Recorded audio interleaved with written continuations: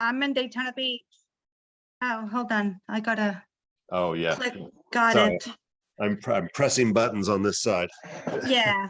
So we had this storm like before it even made landfall, all the way up until after, and then it continued, and it was just like a 3-day event. But we got really lucky because we only lost electricity for like 15 hours, where there are neighborhoods next to us that a week later they were still without electricity. So Irma, I was out for 10 days. That was Irma, we were out for, I don't know, maybe 2 weeks, something like that. Oh, it was wow, bad. Yeah, that was bad. Yeah, Irma was bad. Yeah. But you know which one was worse than that? Charlie. And I got nothing from that. Like Charlie, we got ripped apart. Yeah, I literally, it just like this last one, took that hard right turn and totally missed us. And I literally barely had branches down in the yard. Oh gosh, you should see the amount. I mean, I have gorgeous magnolia trees, and there were some branches down that I couldn't believe how large they were. It took like 7 people to come and move them. Oh God. Yeah, and it was like all my trees right along my house, all of them were like, it was horrible. Yeah, no. Yeah, Irma was like that for me, that I couldn't even get out my back door. I had to go through my neighbor's yard to get to the back of my into my backyard because of so many trees down. I lost some good ones then too. So I know nothing important came down in this one. Yeah, I was really heartbroken about my magnolias and whatever, but I mean, they're still standing. It's just like the huge branches that we lost. But I think my main concern really was the water. Yeah, 20 inches of water. You don't have to water your lawn for a while. Yeah. And you know, if you've been in Florida for a long time, you know that when we have a storm like this, we usually have a pattern. No, we don't. Oh, okay. Yeah, no pattern. Well, listen, I hope so. Anyway, good to see you. I'm excited for tonight. Always a pleasure. Thank you.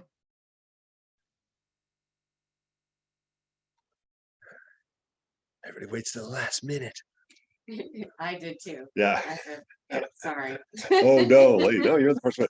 No, it's always funny. You're like, am I on the right link? You're never really sure. So yeah, I did a class for like 10 weeks and I worked the Zoom portion of class. Yeah. And I did the Zoom portion. Too stressful. Yeah.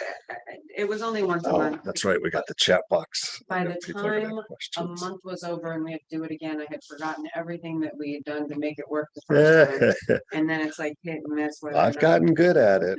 It's still a challenge to do the chat box and monitor, if I don't have an assistant, to monitor the chat box and pay attention to the humans that are present. You definitely need somebody to work on the computer. Yeah, when I now, hey, Bob, is there are there any PDFs or anything to go with this? I don't have any PDFs, but I'm gonna upload the recording afterwards, and I'm sure I'll have some. There's a couple of reference lists and stuff at the back. So I got way too many slides for 2 hours. It's ridiculous. Thank you. Have you dried any of your Have you dried any of your tree and tried to make any tea out of it yet? I have. I tend to, when it's so many choices, when I've got it fresh like that, I tend to prefer actually chewing it fresh. Oh, just chewing it. Okay. And that's a more classical use of it, and it's super strong. Oh. And like, there's no volatile oils. You're not losing alkaloids out of it or anything. But literally, like if I have a leaf this big, maybe a quarter of the leaf, I can chew it for a minute or two. No. And then I roll it up in the rest of the leaf. I stick it in my pocket. An hour later, I'll chew it up a little bit more. And so maybe a quarter gram of fresh leaf, fresh, not dried, compared to the 3 to 6 grams that you use in a powdered drink. And so, like, fresh is king. I mean, I still go to the coffee bar, so it doesn't matter, but it's from how much it changes on its journey from Indonesia. How did I start growing We sell them at the clinic. We don't have a lot and they're expensive, of course. Okay. I think we usually sell them for about 40, or for usually about You're yay high. talking about the clinic down farther. Yeah, that's where our plant nursery is. So there's a whole plant nursery in the back of that. Well, I haven't been in the back of that one. Yeah. The But average. I did go really in good. and I got one of your Chinese. It was because you copper probably put coats, more. I did. something to help my mom. And then. Yeah. I remember one of the girls recommended it. And I Yeah. went, "I'll try But it." they're So, pretty good. yeah. considering. Yeah. Oh, I think I know what you mean. Yeah. I want. So- she just moved from Zephyr Hills, so Yeah. I want to get her down there. There's not always somebody that's better about labeling and pricing the products back in the back of the clinic. I've got somebody doing that now. Yeah, But so- I think we've, So. I don't know if they've gone back there yet or not. I know we just potted up like 4 or 5 of them. Yeah. We're actually gonna be down. Are you open on Saturdays down Yeah. there? Yeah, yeah. We're going down for the breast cancer. Oh, nice. Is that in Grand Central or downtown? No, Downtown it's downtown by the, here and stuff. yeah. Yeah. I think it probably starts. Did you have to leave? No, Yeah. No. So yeah, it'll be open 9 to 4. And just say like, hey, can I go see the plant nursery in the back? And just wander back there. It's a little oasis back there. I would like to try And it. the only thing, it's like, I say protect it from frost when it's young. Like, I hate to say it, I don't cover my trees. Like, we never get a real hard frost. And if there's it got down into the high 30s, it'll drop its leaves. We'll pick them up. 11 at night. There you go. That works. I mean, when I travel back from New York, it's at least 20. It's like, well, it's close today. Alright, Yeah. where the heck is there? We're supposed to have 16 in person and a 16 in person. yeah, and 1 billion online. It's Florida on Friday. People never show up. I don't know. Like, all right, where the hell is everybody? Half the time they go to the clinic instead of here, and they get lost. Well, I was thrown by the building. I thought, I don't know why I thought it was from the same peak. Like, like college. Oh, that's too funny. Definitely Why I not. thought that. I'm not that hoity-toity, although I sometimes teach. All right, let me go double check because. Screw that, I'll start. Yeah, we don't know if there's anyone else coming from our. Yeah, how does that work to get? I guess we still- So. I don't think so. And it was easily. I tell Yeah. people to do Have that. fun with that. I know, why not? Friday. So what are we doing Right. Friday? Shining. It's impossible. I watched the Velma video on the way here. It was very. I caught up on her. I was already for cast 1,000. There's still 4. I hate to say it, everybody always shows up 5-10 minutes late. So like, oh God, it's ridiculous. It's like, oh, nobody's coming to my party.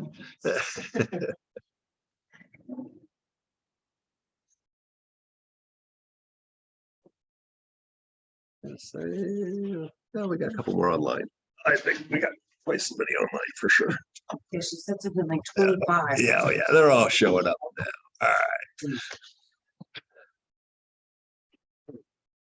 right. I'm always cautious because sometimes I end up in the wrong Zoom room, and so literally I'm like, where the heck is everybody? And I'm there, I'm in the wrong place.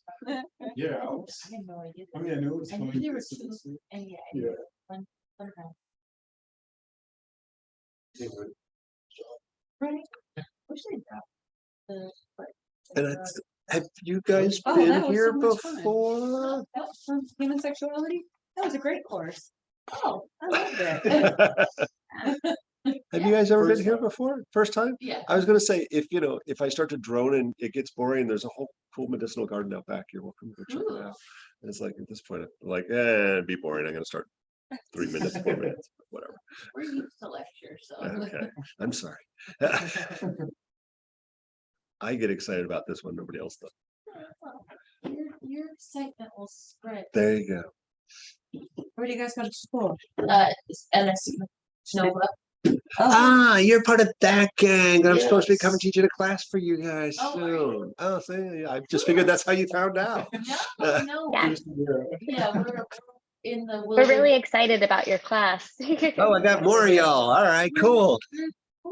It's a fairly new satellite campus of Nova. That's the I main didn't- campus is in Fort Lauderdale. It's actually the largest private school. I in literally Florida. just found out that you had a med school there. Yeah. I was like, where Yeah, are we? I know the It's one. right at the end, if you take the. Courtney Amazing. Campbell, it's at the Clearwater side, right at the very end of the Okay. causeway.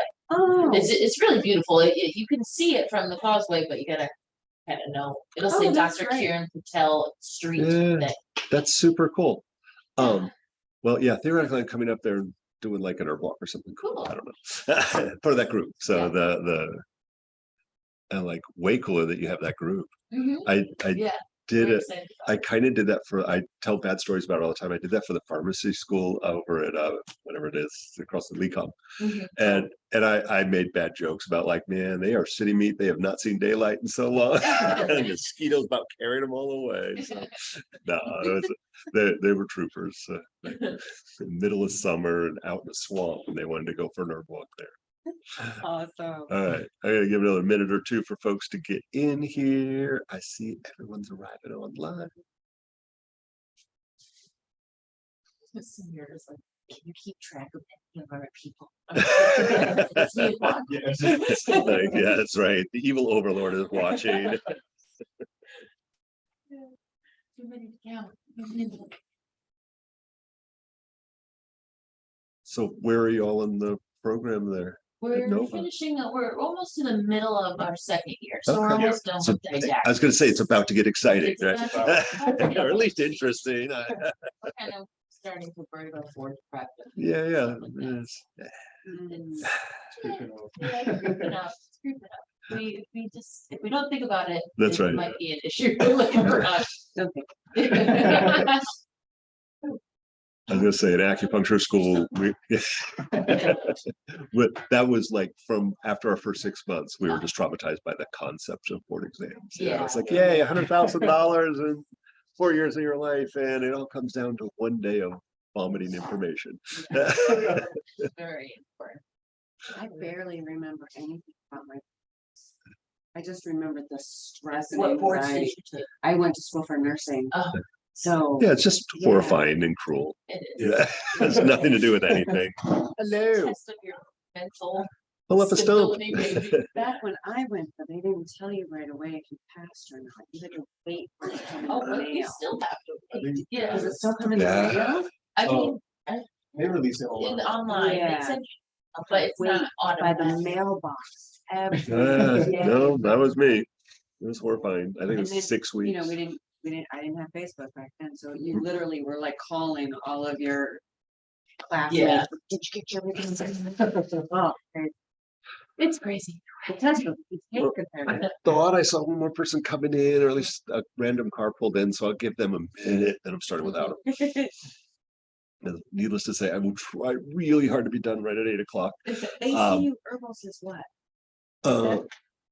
Oh, that's the clinical practice. Oh, that's the. Yeah. clinical Yeah, up that way. So that's where the plant nursery is, the student clinic is. Like 6 practitioners. Are they and- there all the time? Cause I know like your students will do. So they do 3 nights a week that I supervise students, and then we have usually 2 practitioners there Monday through Saturday. And then the apothecary is always there where we've got 800 herbs in jars. Yeah, Yeah. I've been in there to get stuff Okay, from yeah. the apothecary. Yeah, it is, and I have to be careful because we Not get in very trouble for using that word. The pharmacists don't like Oh, to use gee. that. It's a little, it's archaic. I but think cool. so. Hey, all right. I guess I was hallucinating somebody else coming out of there. If you haven't figured it out already, I'm Bob. And I'm sorry, I just noticed that, oh, I'm getting all formal up there. I basically pulled a bunch of slides off of something I present at the acupuncture conference and the herbal conferences and kind of brought it in together. And I will say, we got a small crowd here, so welcome. I appreciate y'all. It's so much easier to talk to faces and humans that have, a pulse. These are electrons. No, I like you people too. But feel free, especially here, like if you got a question, if I made absolutely no sense, please shout out. I have like my stuff I want to cover, and then I kind of just go on the whim. When I have medical professionals here, I'm more likely to get a different set of questions and may say, some $5 words if I know them. And sometimes I've got herbalists, and so not always do the two meet. So I do my best to really expand the mind of both parties as best I can. And I know a lot of times the folks who come to this are folks who are just going to the health food store and sourcing their own stuff and want to make sure they're not killing themselves. And I've taught at the St. Pete College Nursing School, and I've seen their books that they use for herb-drug interactions. I don't even think it comes up in med school. St. John's Wort. Okay, yes, that's it. And I will say the same thing that your teachers did, actually. And so the reality is there isn't a lot out there. And I'm going to say 2/3 of what is out there is BS. And I have my references I prefer. I will say I've been in practice for well over 20 years. And most of my patients get herbs. Most of my patients are on prescription medications. To my knowledge, I've never seen an herb drug interaction. I'm also very cautious, so I'm not foolish with that. And the ideas that I tell you this evening, although I have a 2-day version of this, what I tell you today, I'm going to say is exactly how I practice. Like, I'm not like, ooh, hold something back. I can go into way more detail about any of these concepts. And one of the problems, and I had not scheduled this, but there's been a lot of really negative press of late on herbal medicine. And I was like, oh, hell no, I'm not letting that stand. And so I will apologize in advance, but I will ever so briefly go and rant about that for a moment. I have a couple slides. And one of my goals, like when I was, and I should say this, new faces. So I've been studying herb stuff. Probably I started learning about edible plants in a summer camp in Maine when I was about 10 years old. The camp nurse took us for an herb walk, and I didn't know what that was. I was a punk kid, born in Chicago, grew up in New York City, and then I think it was 12, I moved down to the out islands of the Bahamas. But hated camp, didn't like the woods, dirty bugs. And she took us out and like, ooh, there's a wild blueberry, you can eat that. I was like, oh, I've only known them in like Swanson's TV dinners. And there's a wild strawberry. And to this day, I can still identify the very first like wild plant that was not like fruit, was a tiger lily. And as we walked along these paths, they're like, oh, you can eat this. I was like, this actually tastes good. And this is kind of cool. And from there, I started to study. I got back to New York City. We had libraries back then. And some of you may remember Yul Gibbons talking about asparagus. Started learning about edible plants and all those things that were growing just like in Manhattan proper, if you went out to the parks there. And mom was a medical writer. She primarily wrote medical books for the lay public, where she would translate doctor speak into something the rest of the world could understand. Very mainstream medicine kind of things. And in the early 70s, she was asked to write a book with Dr. Atkins, Bob Atkins. And at the time, we saw the upswing in the late 60s, early 70s of alternative health, alternative medicine practices that had pretty much vanished since the 30s. And so he was considered a crackpot, and mom knew him as a crackpot. He was a little weird. And so she was literally very hesitant, even though he'd done very well with his first book. And she's like, well, I'm dealing with some health issues. If you can fix those, I'll write the book with you. And so he basically said, here, stop eating garbage, and moved us from that standard American diet that's not impressive into one that was whole foods, low in refined carbohydrates and sugars and so forth. And so we went from this very mainstream medicine into the realm of more nutraceuticals and alternative thought in medicine. And most of her books after that tended to follow that suit. But it meant that I literally grew up with the Journal of American Medical Association as my bathroom reading. It was assumed that I would be a doctor when I grew up. That was just like, nope, since I was that big, I was what I was told. And we moved out into the out islands of the Bahamas, dropped out of school because that's what you do in the 7th grade, and taught myself down in the Bahamas and was half owner of a commercial fishing boat. And my teacher, or my the Bahamian owner of the other half of the boat, Noel Boodle, I didn't know the term shaman at the time, but I would now call him that, because we would sit out on the beach cracking conch out and he'd go, see that plant over there, this is how we use it. And both from a physical medicine standpoint, but also a spiritual medicine standpoint. And at that age, you don't appreciate those things. So I still walk around going, I don't know what that is. Because we weren't using Latin names. We were using whatever the local names, what he knew from his teachers. And so I had this really good of like edible plants that I were learning, medicinal, some good Caribbean, Florida medicine, heavy on the sciences, dabble in a number of things, and I'm going to skip over like 2/3 of all of it. Dropped out of college, had a full academic scholarship, and decided it was stupid and enlisted in the Army because that's smart.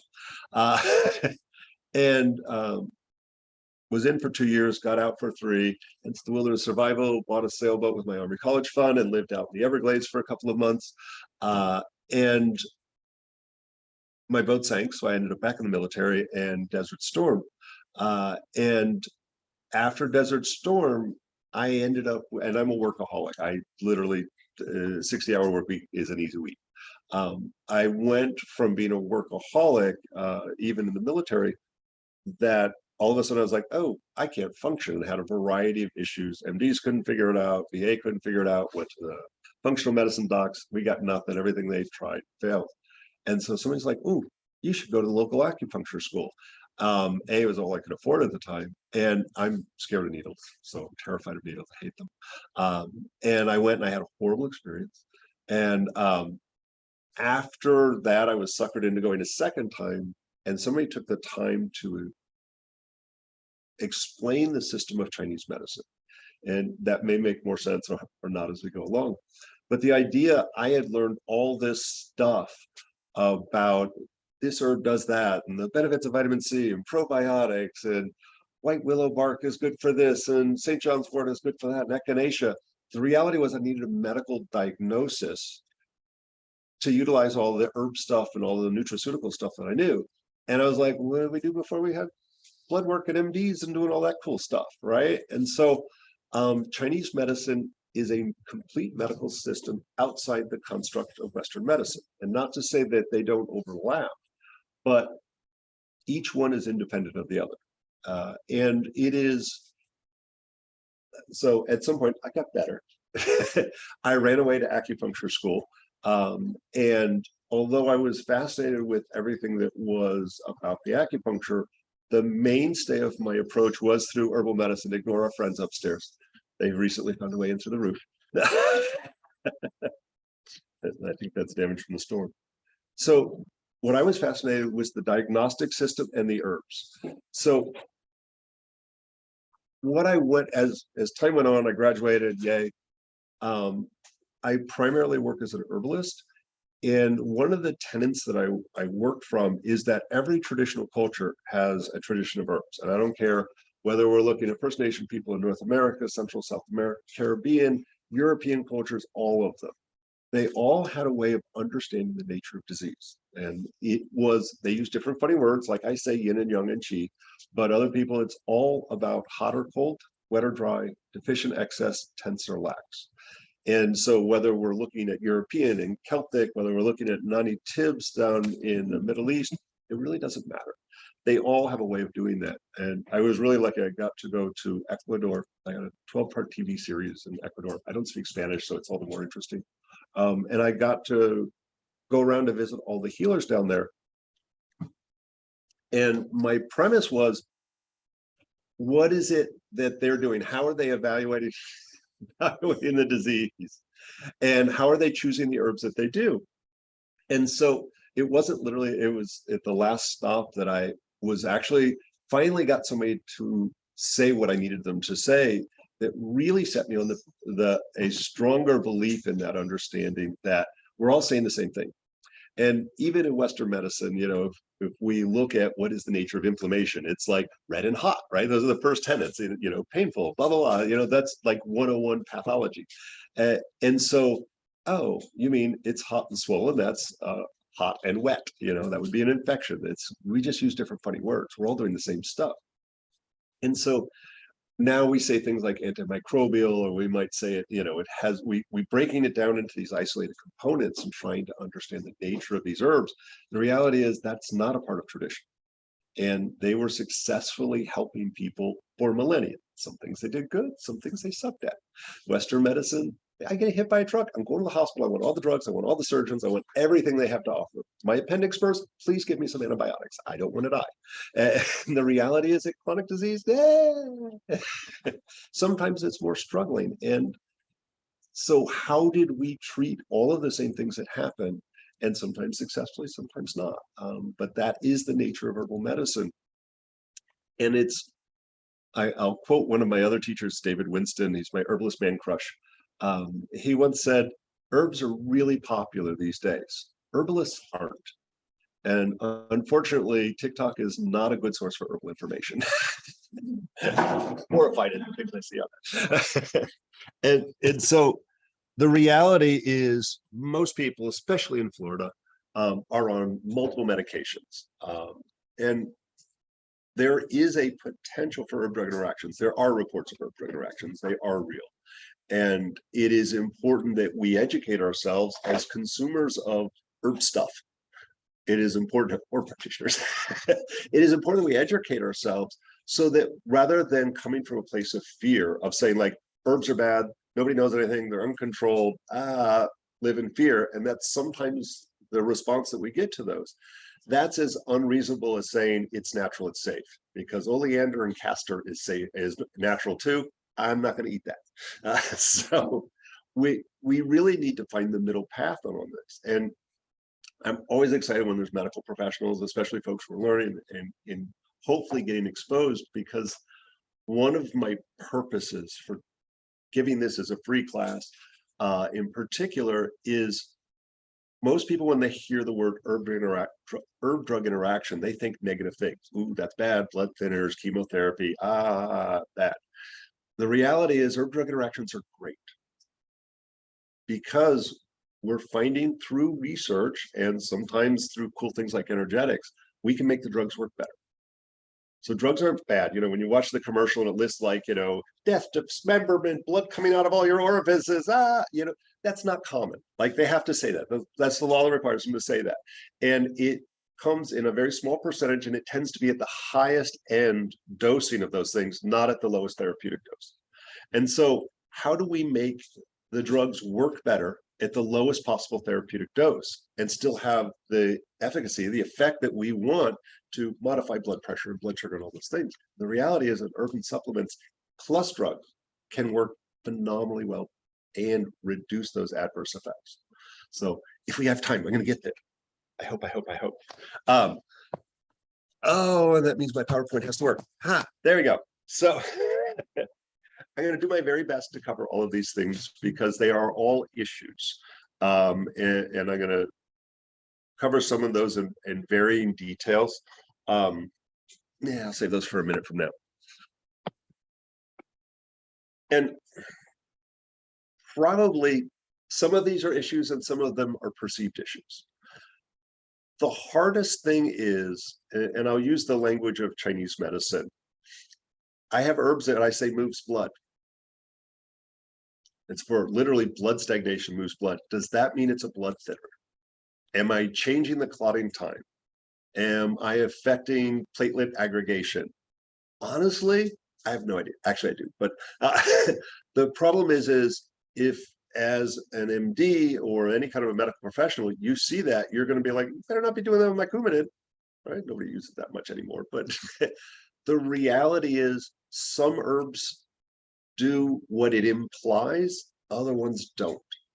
And so I will spare you the long story, but I had a patient a number of years ago She had had rheumatic fever as a child and was on blood thinners for life. She was put on blood thinners for the rest of her life. We didn't have all those new generation of blood thinners that are safer. But as she was now in her 60s, lifelong had to avoid, vegetables are good for you, except you got to stay away from certain vegetables when you're on a blood thinner like Coumadin, because it's high in vitamin K. So all those dark green leafies, they say, yeah, don't eat that. I was like, you can't not eat your veggies since you're like 8 years old.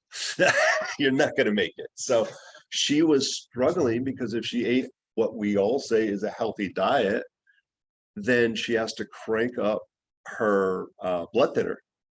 And some of the most common side effects of that, besides things like bruising and so forth, is fatigue. And so here's a person who's worked so hard her entire life to be healthy, is exhausted. She literally couldn't walk from one park bench to the next at, thin, healthy, and was on a preventative medication because of an illness she had as a child. And it was cruel and unusual.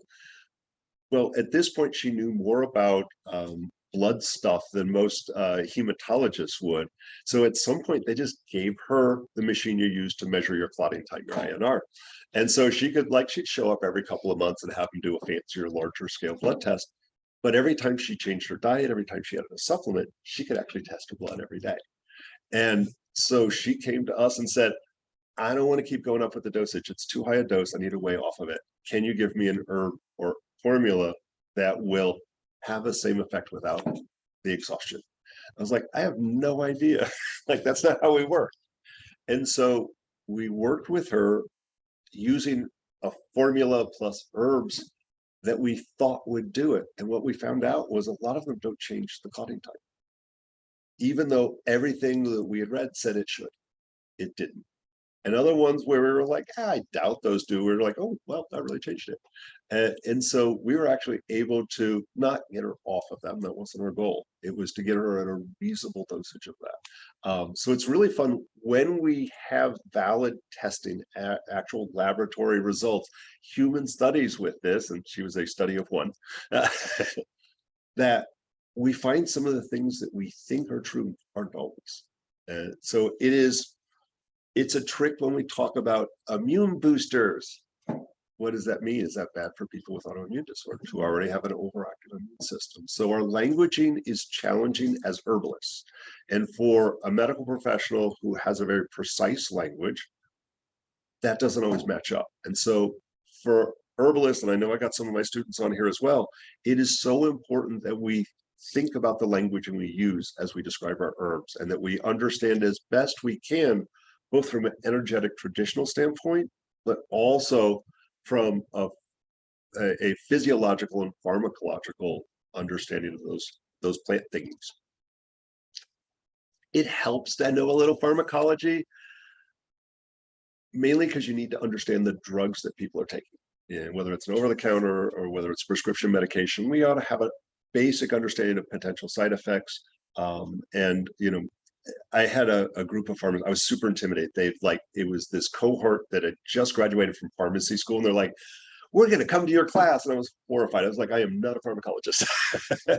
And I was like sitting there brushing up on what P450, CY, and I came in and I literally said, it's like, hey guys, I am not one of your pharmacy teachers. And they were like, oh, we don't understand that crap either. And I was like, oh, good, I feel much better.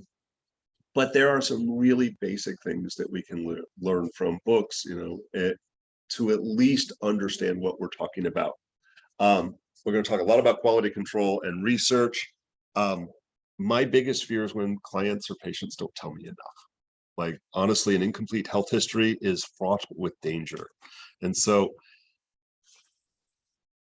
my favorite one, because the language, the people who come to me for herbs is sometimes very imprecise. And I had somebody came in and said, what do you got for a man's nature? And it took me a while to figure out what that was. They wanted some Saturday night herbs for a good time. And I was like, well, it doesn't really do it. And actually one person was transgender and was like, I've read those things about herbs growing breast size. I was like, yeah, those don't work after you stop taking them. It goes right back to normal, and those are messing with hormones. Don't do that. And so I begged them not to do yohimbe, which is an herb from Africa. And I was like, yeah, it works. It was alkaloid from that was used as a prescription drug for a while. Yohimbine HCl, fraught with side effects. It's super stimulating, anxiety, rapid heart rate, just like elevated blood pressure, horrible medication, or horrible herb. And they're like, oh, we want that. And I was like, whatever. I did my due diligence. And as they're about to check out, they're like, this is okay to do with crack, right? And I was like, give me that back. So it is really important that, people Google things and they're thinking about a symptom as opposed to the why. My staff is horrified because I don't let them give recommendations over the counter. If you're not somebody who sees this, I'm like, don't do it. And so people come in all the time and say, what do you got for sleep? And I was like, why aren't you sleeping? Right? I mean, if you're not sleeping because your blood sugar is dropping, because your blood pressure is too high, because you got hip pain, those are very different things that are going to help a person sleep. And so if I go, yeah, here's some skull cap, that's great for sleep, but it's because of your hip pain, it doesn't work. That means the herbs don't work. No, it's not. It means that we chose poorly because of a lack of information. So in the realm of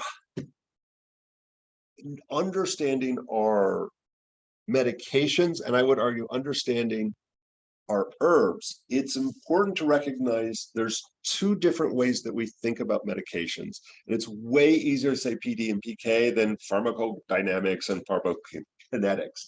And so one is, what's the drug doing to you, right? Lowering your blood pressure, yay. And the PK is how it gets out of your body. How fast does it process? Through what passageway does it process through your body?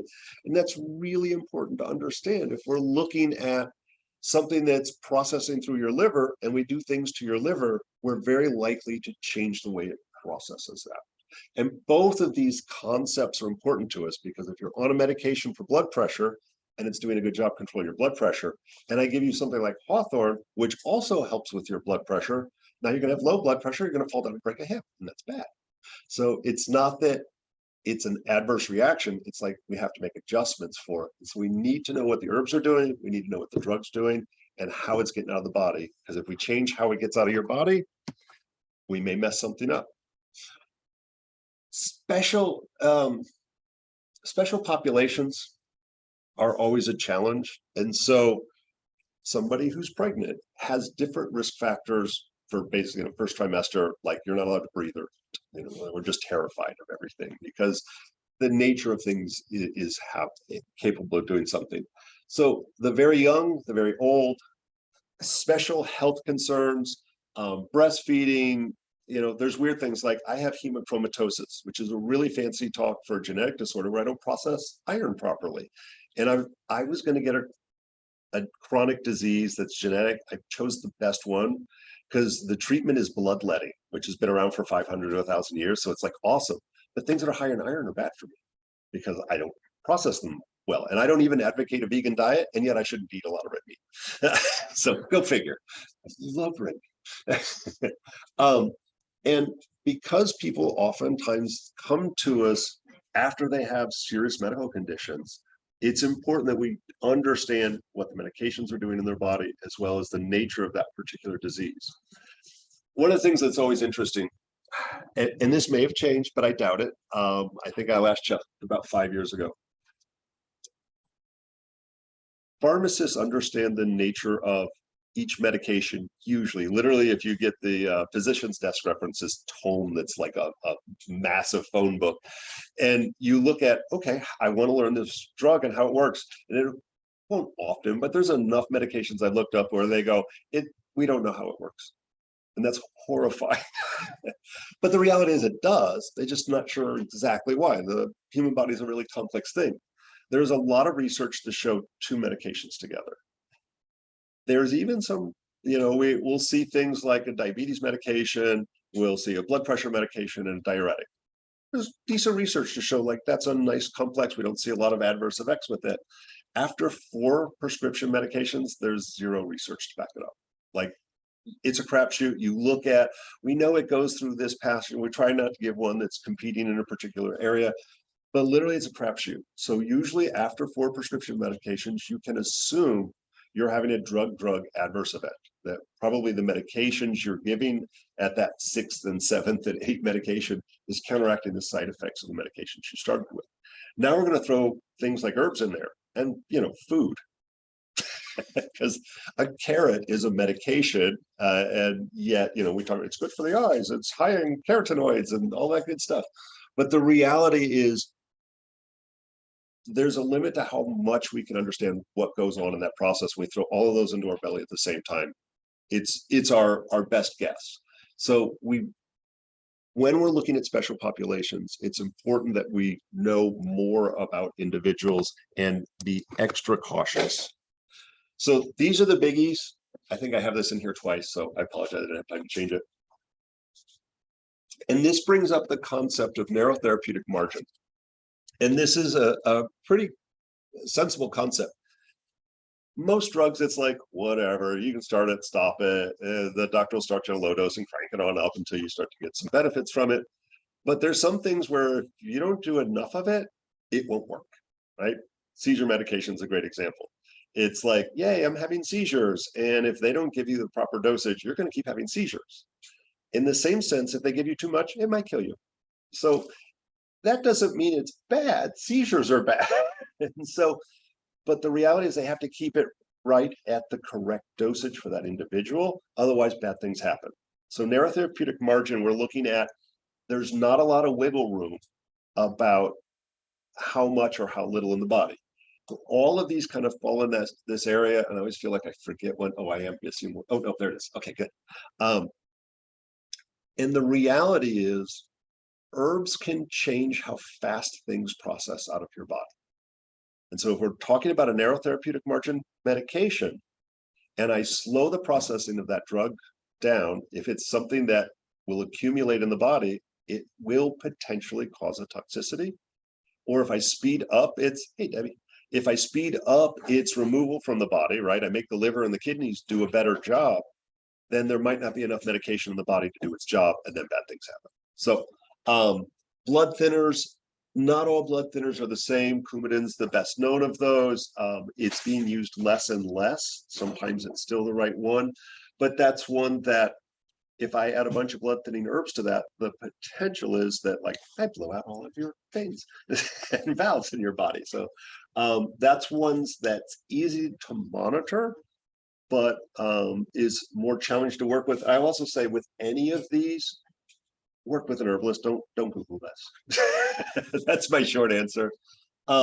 Your antivirals, that does not include the medications for herpes. That's not a scary medication. The big side effect if you stop taking it, you'll get an outbreak. That sucks. There's herbs for that. But when we're talking about more serious things like the hepatitis C medications, which are a heck of a lot better than they used to be, HIV medications, which are much better and more successful than they ever were, throwing certain categories of herbs into that mix can cause some serious problems. And, because Hep C is now survivable, you can have a normal life with HIV. Don't screw that up. Like that would be bad. Immunosuppressants, I have a horrifying story on this one. So immunosuppressants literally are in, somebody who's had a kidney replacement or something like that. Now we can replace all kinds of cool parts and it's plug and play. The reality is they have to suppress your immune system. Otherwise, your body's normal immune system will attack that organ and reject it. And then you don't make it. They don't hand those out like candy. I had a gentleman come to me, and this was probably 10, 15 years ago. And I hate it when I see one of the organ replacements, immunosuppressants, because like, oh, I can't do half the stuff I like. He was like, he had a kidney replacement and it was starting to fail. He had it, I want to say 15 or 20 years, which was the max life on that. He had controlled his diet and his protein, he was perfect on water, fit as a fiddle. And the reality is that's just the nature of a kidney replacement, is he's going to need a new one. And it was like, he came to me in like August or September, and he was like, I'm on the waiting list to get a new one. I'm doing fine. He was like, but the doctors are telling me I'm not going to make it through the holidays without a new kidney. And he's like, can you get me through? And I'm like, I have no idea. And so in theory, I came up against a challenge. If I improve the strength of the kidney, the functionality of the kidney, I'm likely to also increase the effectiveness of the immune system. And so I know he's going to lose the organ. The meds are not working anymore. And so can I increase the functionality without destroying it? The reality is I think he made it till February or March. He didn't want to screw up the holidays for his family. And so it was like, everything I did was contraindicated, and yet my outcomes were exactly what we were trying for, because that was a positive outcome. But things that increase aspects of the immune system should not be used if they're on immunosuppressants. Chemotherapy, and there are many types of chemotherapy. When I talk about chemotherapy, it's primarily dealing with cancer. And I never thought of myself as doing a lot of work with cancer, but it seems like half my patients right now are varying degrees of various cancers, which makes it challenging because some are refusing all traditional or standard care. Some are going through chemotherapy, surgery, and so forth. So I have to alter my herbs based on what kind of treatments they're choosing to take. And in the case of chemotherapy, this is, a good one. If you don't do enough chemotherapy, guess what? Your cancer's still going to be there. And if we retain that chemo in the body too long, you're going to start to destroy some organs, and some not energetic ones, but real organs.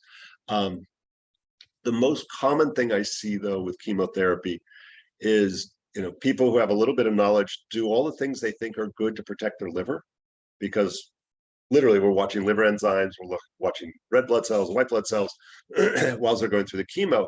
So they do all of these things to cleanse the body, and I'm not a fan of that word. And they get through the chemo without any side effects. I'm here to tell you, you're supposed to have side effects. We can modify those side effects a little bit, but if you had 0 side effects and you went through like multiple types of chemotherapy going through a cancer, you've actually neutralized the effectiveness of that chemotherapy. Yeah, I'll go one more before I say it. Juicing is the worst possible thing you can do through chemotherapy.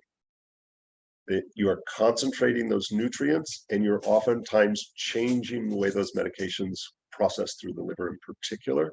I've watched people who come through and they're like, ha, ha, ha, I showed them, I did all these things through chemo, and I didn't have a single effect from the chemo. I was like, you might want to go back to the doctor and get your things checked out again, because chances are that tumor is going to come back. And that's a horrible, horrible thing to say. And that's contrary to some of the things you read. That has been my experience. I'm going to say almost 100%. Like, if you're going to do chemo, do it. Don't half-ass it. And I'll talk about the last one, the seizure medications. I kind of alluded to that. It's just another therapeutic margin thing.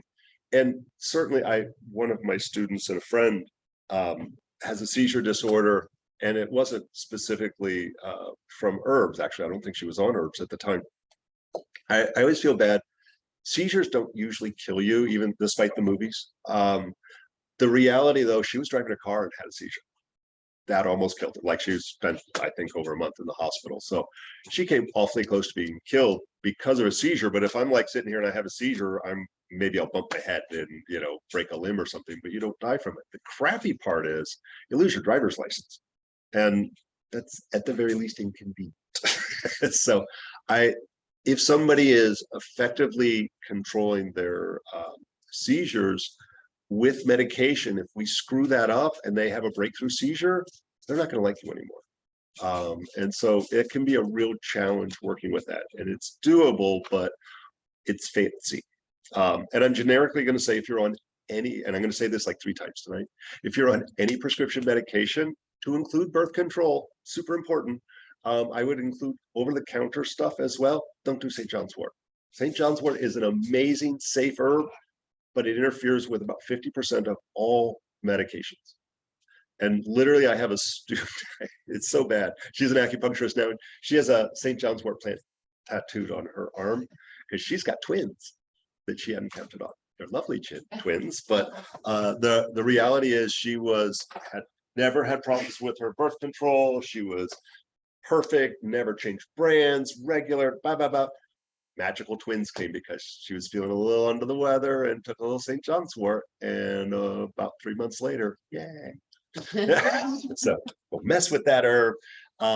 Internally, it is super safe, effective for a variety of different disorders, as long as you're not on meds. And topically, it is phenomenal for any kind of inflammatory nerve disorder and is safe topically.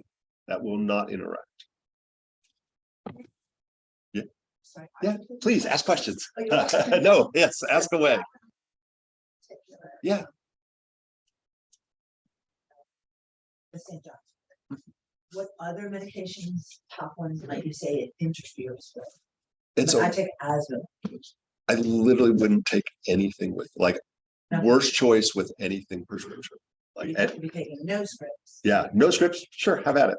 Like, if I've you taken take, it in the past, no. yeah, there's so many, like, I hate to say it, I almost never use it for depression.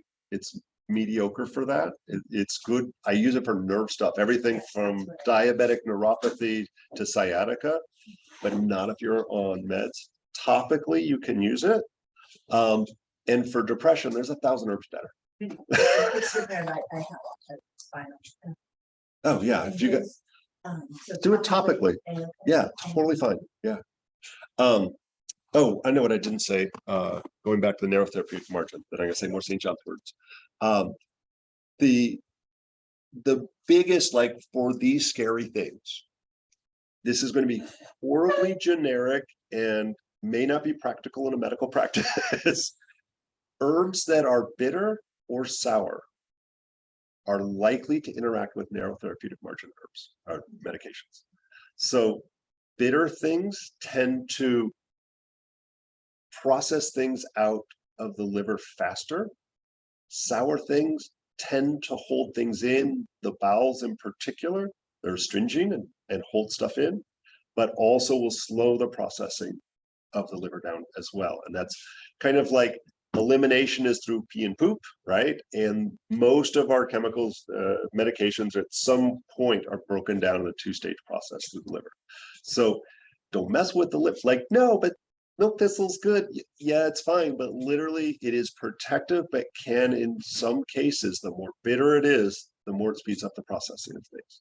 So we look for, like, and my favorite example, chemotherapy, I use mushrooms. That's the primary thing, because mushrooms are bland. They don't taste like much of anything. And they help support the immune system through that. They help support the platelets and red blood cells. So we can safely use that. There's a long history outside the US of using those with things like chemotherapy. And so I don't do bitter stuff. Like, and a lot of your juicing and stuff tends to be bitter stuff. Otherwise, it's just straight sugar, in which case that's pointless. 2 questions online. Yo. One is,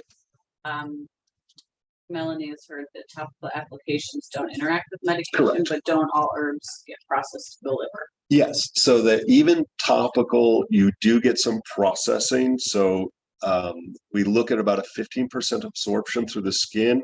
And I'm going to put a caveat on that. Unless you're using something like DMSO, dimethyl something or another, I don't remember what it stands for.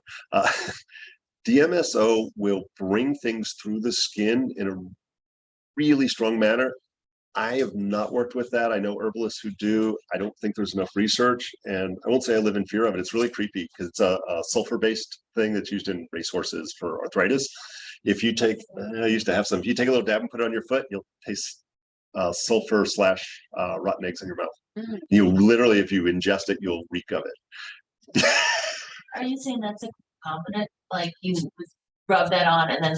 It will the actual- literally okay, pull so- it into the circulatory system way higher amounts than just rubbing like an oil or a salve on. To the point of creepy, like, you know, yay, I don't like needles. So if I want to become a heroin addict, I'm going to put a little heroin and some DMSO. I have way too many bad jokes. And then another question is there an informative book out there for reference to the subject? And I know there is. I own one, but I can't remember the title. Oh, that's okay. I got it. Okay. So, and actually, let me say the other part about, Okay. so yes, there is still absorption through the skin, and that does have to be processed through the liver. Even when we look at topical prescription medications, it's generally thought to not interfere, like pain meds and all of that. because it's such a small amount that makes it into the bloodstream that's not acting locally on things like nerve and damaged tissues and so forth. You know, when we use cayenne pepper capsaicin topically, that's changing the signaling of the nerves rather than being processed in large amounts of the stuff. So generally, like, I don't think we've ever seen that.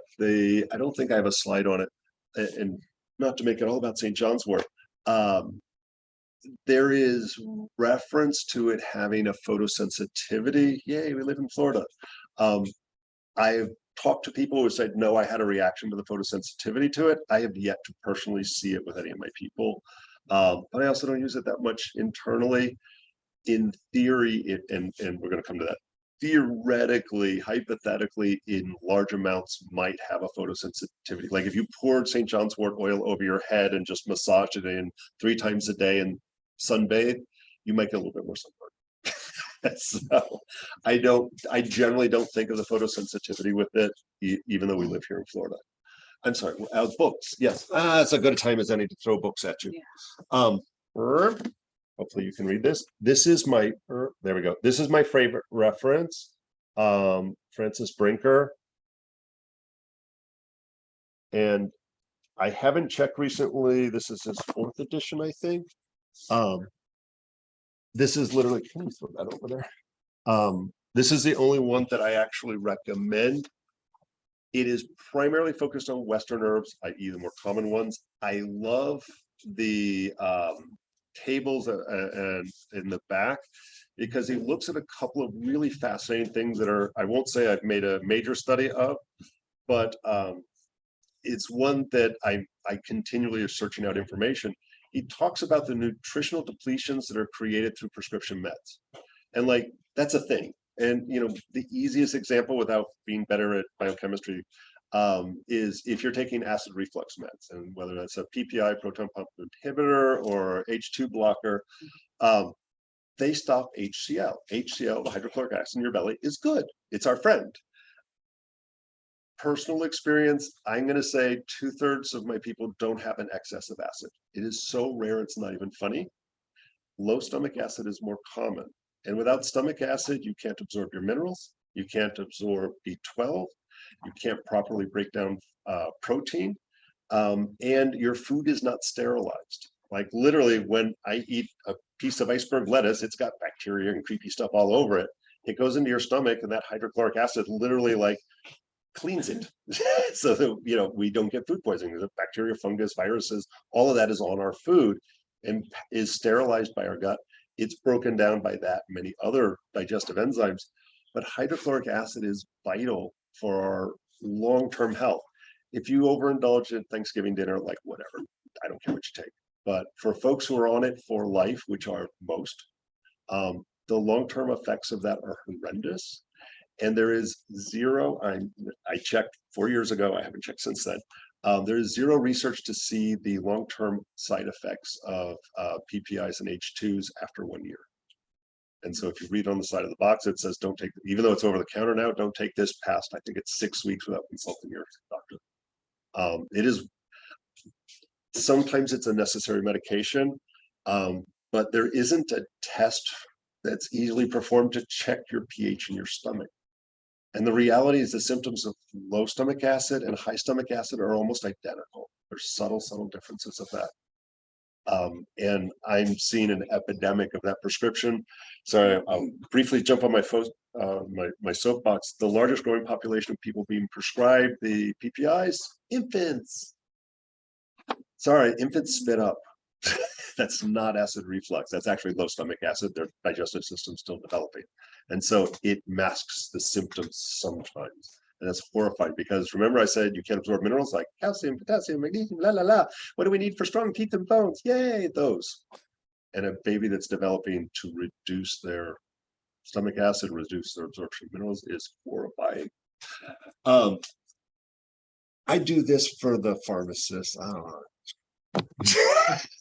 And if you're really bored, because I can say, see all the people, like I did a class with Francis Brinker a million years ago, and he's a naturopathic physician who's focused on pharmacology, and he started rambling on about this. I was like, I don't even know actually what CYP is.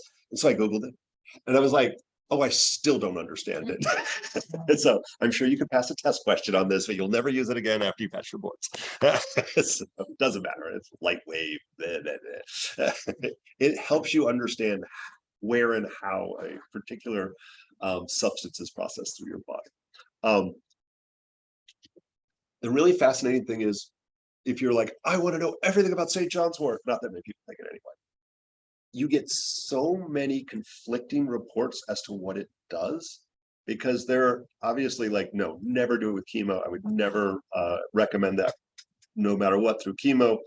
And yet there's studies in Japan and China that says it actually improves the efficacy of certain types of chemo. I can't even explain that. Like, it makes no sense. We know it interferes. And so somehow it's changing its effect inside the cell. And I got nothing. The short version of it is you can find conflicting information on anything. These are an interesting one. So it's like, wait, these look awfully similar. The reality is, it's always funny. You'll get this very and this people say, medical professionals say, the FDA says, whatever, it's the man. But the reality is, they're like, herbs don't work, right? They're not FDA approved, so therefore they do nothing. But don't take them with anything because they cause harmful effects. You can't have it in both. Like, they either do something or they don't do something. The reality is, they work for the last 10,000 years and they did stuff.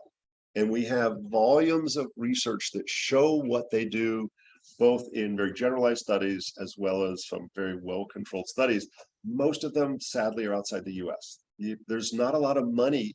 There is actually a lot of money in herbs and nutraceuticals and so forth. It's a multi-trillion-dollar industry, just like the pharmaceutical industry. Not quite that big, but it's up there. And so in our medical system, it's not worth it for a college or a lab to do large-scale studies with it. Where we find most of the large-scale studies about the effectiveness of herbs is in countries that have universal health care. So we look to England, Cuba, Turkey, Iran, China, Japan, those places, about to say the Soviet Union, sorry, I'm a little behind the times, Russia, I'm slow. So those places, and so what we find is, in Germany, I forgot to mention them, in Germany, if you've got, like, everybody gets healthcare and it's almost no cost, if I can put a herb that costs a penny and use that instead of a drug that costs $1, and the government's paying for everything, you know they want the one that's a penny. It's the most cost, as long as it works. They're not giving that stuff out if it doesn't work. So when you read herb stuff, especially through the medical industry, they're going to always reference this book. Sorry, I always forget you poor guys online. The German Commission. So back in the 70s, home for you. The German Commission was tasked by the German government to go, like, what is this herb stuff? And if it works, why aren't we using it? And so they reviewed all the literature that was out there. I think they even ran a few studies through universities, primarily through pharmacists and MDs. And what they found was, like, there was no doubt whatsoever that some medication or some herbs 100% work as well, if not better, than medications. And so they were like, well, good, put that into our universal healthcare. Let's save a buck. And so those continue to be a part of those healthcare systems. There was a bunch of them where they're like, we're not sure. And what we find is, and I'm going to come back and reference this again in a second, what we find is a lot of times they just didn't understand it, or it's classically not used in isolation. There's a lot of herbs that are used in combination or based on an energetic pattern, which I'm going to explain that better later, versus a medical diagnosis. And those sometimes are not the same thing. And so it was a lack of understanding. They didn't have an herbalist consulting with them, and I'll reference that again here shortly. So the reality is, herbs do stuff. Drugs do stuff too. And so if the herb and the drug are doing the same thing, we have the potential of an adverse event. And I mentioned blood pressure earlier. Blood sugar is another biggie. Like, high blood sugar, bad damage, permanent damage, that would be bad. Low blood sugar will kill you just as fast as high blood sugar. So the reality is, if you're sitting there and you're taking your metformin and you're being really good and you're modifying your diet and you're exercising, your blood sugar is perfectly controlled, just keep doing it. But the reality is, most people with type 2 diabetes are kind of on a roller coaster ride, and they're good about some of those things. So there are many herbs that can be helpful to, and working in different ways, and sometimes a multitude of different parameters. When we look at blood sugar, we look at, and I love saying the pancreas has specialized cells called the islets of Langerhans. You have to say it that way. There's no way that wasn't a Scottish man saying that word. And that's producing the insulin that helps us process our blood sugar and glucose. And we also look at the ability of the individual cells in the body to process it. And if we get too much sugar starting to accumulate, we get what's called insulin resistance. And just because you're like, oh, that's not insulin resistance anymore, it's diabetes, you still have insulin resistance. And so there are a multitude of different ways that we can affect how the body is handling sugar, glucose. And so the herbs oftentimes will improve the ability of those specialized cells to do stuff. They'll help with the insulin resistance. There's even one I put up here. Oh yeah, the Genema sylvestri makes sugar taste bad. And so it's like, yeah, but it's so good. I don't want to give up ice cream. I was like, here, drink this before your nightly cup of ice cream. It'll taste like shit. It also does other stuff too, but like, except you have to drink it as tea. It doesn't work as well as a capsule. So it's kind of like, what is that, miracle fruit, where if you eat the fruit, then everything you drink tastes sweet. It's almost the opposite of that. Like, you can eat a lemon, if you chew this fruit and you eat a lemon or drink some apple cider vinegar, it tastes sweet. It's super freaky. So we change the way our taste buds receive signaling from things in our brain, process it. So all of these things can be a positive herb drug interaction or a negative herb drug interaction. I'll give you my favorite example. Bitter melon, and I don't know who all. I know we got a crowd online. Anybody from the islands? I take your choice. I'll take any island in the Caribbean. So we have an herb down there called surasi. If you're from a Spanish-speaking Caribbean, Puerto Rico, Cuba, it's Gundo More, and we know it as bitter melon. And there are multiple types of it. There's a Asian bitter melon that's like the warty looking cucumber that you get in the Chinese market. The one that grows here is a tinier fruit. It turns orange, opens up, and there's little red seeds in it, but it's like maybe the size of a golf ball. Smells a little funny. We use the leaves rather than the fruit of that, and it is long history. And so as a kid down in the Bahamas, I still Jennifer Russell, I still remember her saying it. It was like couple of folks standing around the fence, literally picking these leaves and eating them and say, oh, it cools the blood. And it was like, these were not herbalists. These were just like, she was a waitress and a bartender. So no herbal training, no herbal experience. And yet she understood that it cools the blood. And from a physiological standpoint, your blood is 98.6 or thereabouts. You don't have a fever, even if you're hot flashing, you don't have a fever. You're not, you don't need something to cool you off, even if you feel hot. Folks who are dealing with the energetic concept of heat feel hot. They might have a red face and all that. And we have thermostat wars at the office. She's always, like literally she's freezing and I'm sitting here sweating, mainly because I'm dancing around like a crazy man. But even if I'm sitting quietly, I'll want to turn the AC down. The day she's not there, I crank it down. The other days I go into the door, I turn it up. Yeah. First thing I do. And I guarantee if we took our temperature, it's within a half a degree of each other. And it has nothing to do with our physical body temperature, but it's our way we experience our environment. And that's how we look at energetic medicine. So this is a cooling herb that is classically, our research to show that it lowers blood sugar very effectively. And remember I said low blood sugar will kill you just as fast. So very effective could be a problem. When you buy a little capsule of bitter melon in the store, you're really not sure which one you're getting. The Asian bitter melon is less aggressive than the Caribbean one. But I had a woman who came from Cuba, and she was like in her 90s. After you pass 90, you do whatever the hell you want. I don't care. You tell the doctor to go jump in the lake, you tell the herbalist to go jump in the lake. You made it to 90, you're doing better than everybody else. And she had type 2 diabetes, and she came in, she had horrible neuropathy, nerve pain in her feet. And she asked me to do acupuncture. I wasn't going to put a acupuncture in her feet because there's a risk of non-healing wounds and infection. And there's a certain look that feet get when you're like, you're going to start losing some parts, and that's not a good thing. She was being mediocre about her medications. She refused to inject, so she was just taking metformin and maybe something else. She was not modifying her diet at all. She was eating some yummy beans and rice, and she was having some guava jelly and all kinds of other yummy snacks, and she wasn't having it. And she only spoke Spanish, and I don't speak Spanish, so I think it was either her daughter or granddaughter came in to translate. And she was like, yeah, I'm not doing anything you say. And I was like, well, can I give you some herbs? Like, I know how to do that. She's like, I don't want your weird herbs. And after 3 treatments, I kind of reevaluate. And I was like, I don't think I'm doing you any good. And of course, at the end of every treatment, I was getting the St. John's wort oil and massaging her feet. I think she was paying me to massage her feet. So I can't fault her for that. That's nice. But the reality is, I was just like, I'm not going to keep taking this person's money if I'm not doing her any good. She wasn't willing. She was tying both my hands behind my back, basically. And so I was like, I was trying to find a different connection, and working through a translator is always more challenging.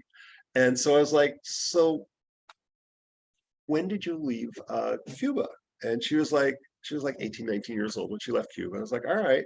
And I was like, so I was like, this is pre-Castro. This was maybe Batista, maybe even before that. I don't know who was in charge of Cuba before Batista. And so I was like, all right, so this was a time that, if we're talking pre-Castro, even though Castro, there's a lot of herbal medicine there, that herbal medicine was a huge part of the medicine there in Cuba. And so I was like, so did you grow up in the city or the country? And this is a classic one for me. If you grew up in the city, you may not have any connection to nature. You may have already lost a couple generations of herbal knowledge. But if you lived in a more rural place, then you're more likely that your mom, dad, grandma would like, oh, you don't feel good here, drink some of this, have some manzanilla, chamomile. And so she was like, I grew up in the mountains and don't know it. There's mountainous regions in Cuba. And then I was like, all right, did your family use herbs? And she's like, she starts looking at me funny. She's like, all the people in the village would come to my mother for herbal medicine. I was like, all right, if I give you some herbs that your mama would have given you, will you take them? Now she was really confused. And so I knew, I literally had bitter melon growing in the alleyway. And so I ran out there and I was like, have you seen this in your yard? More talking to her daughter. And she was like, I just pulled like buckets of this off my fence because it is a weed that grows here. And I was like, all right, I need you to eat 3 leaves a day and keep checking your blood sugar, which she didn't do, but whatever. And the reality, she was like, but she knew it. She's like, I know this. I hate this. It's so bitter. I was like, I know. I don't care. Get it in your body. And so she would actually wrap it in like a biscuit with guava jelly and eat it. And she came back like 6-8 weeks later. Her feet looked better. And so like, this stuff works.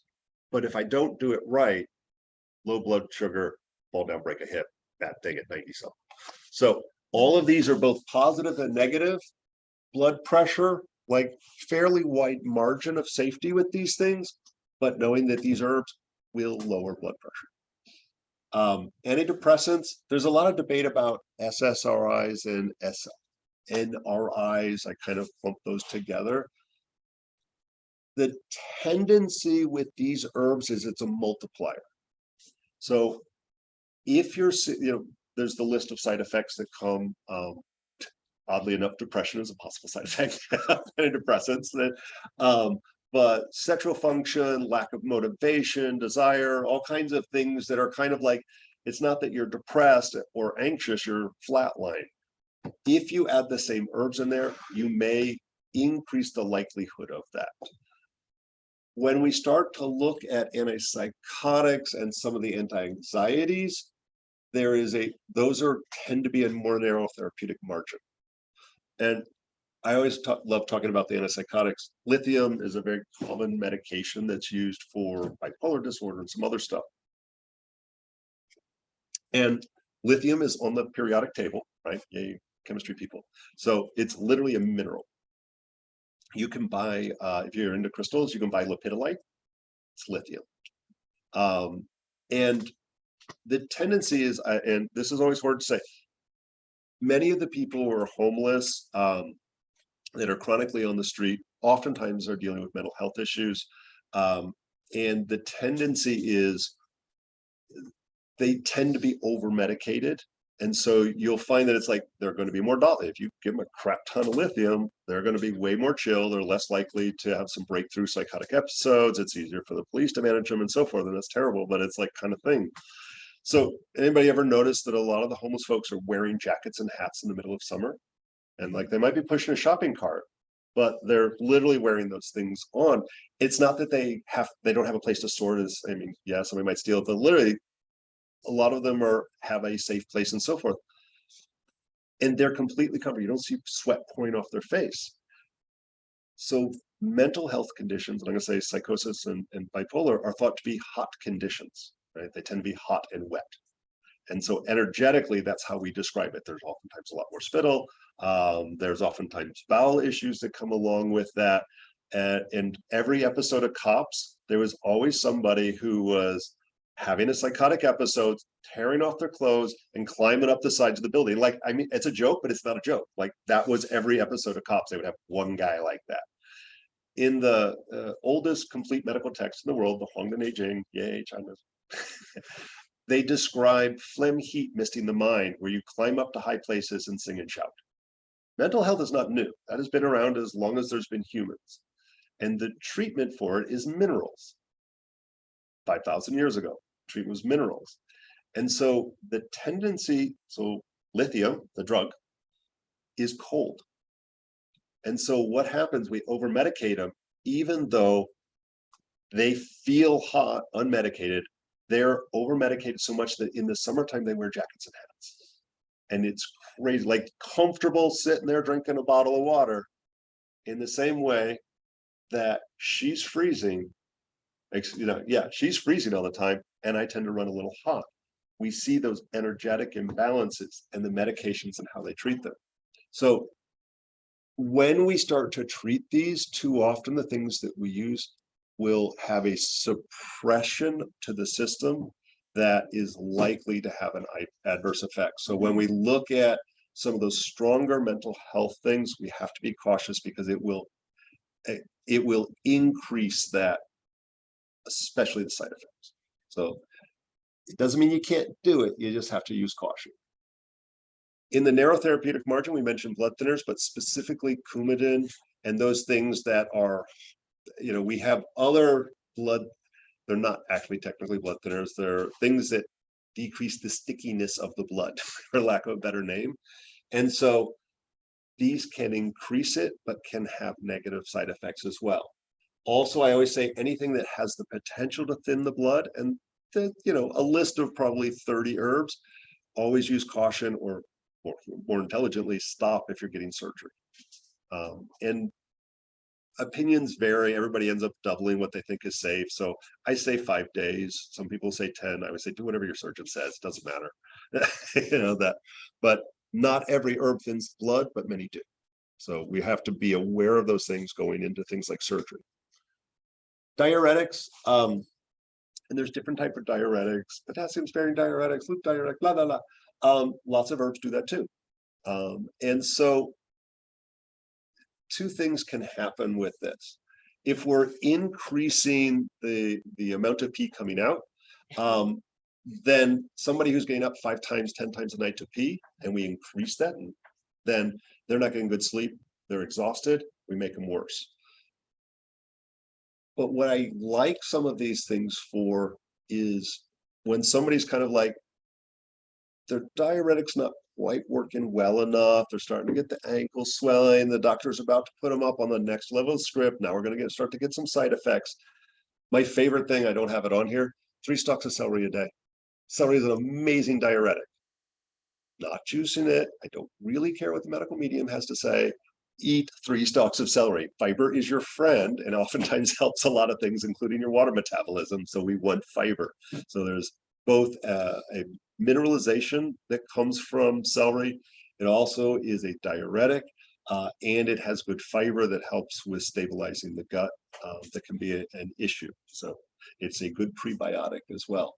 And so using that to increase the benefits of the prescription diuretic is good.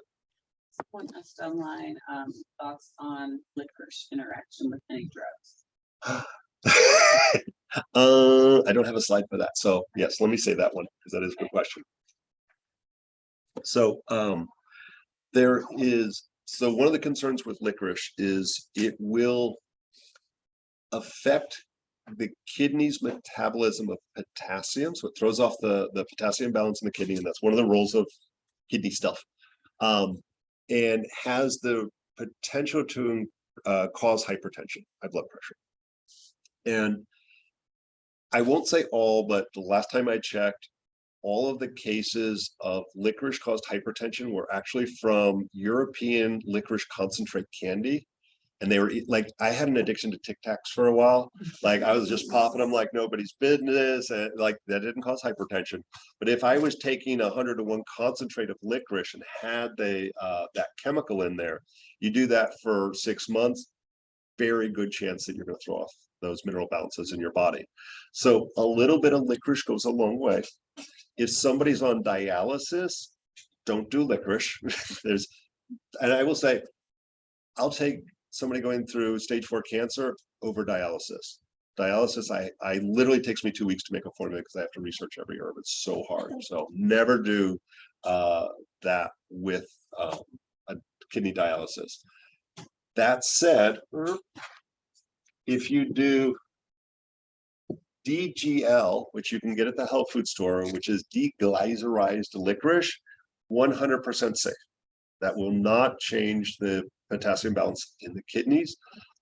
It still has the mucilage and the moistening, soothing to the digestive system without the potential risk. One of the other things is licorice has a steroidal-like effect. It keeps cortisol in the body longer. And so it will almost double the half-life of cortisol, which if you're coming off of prednisone might be good.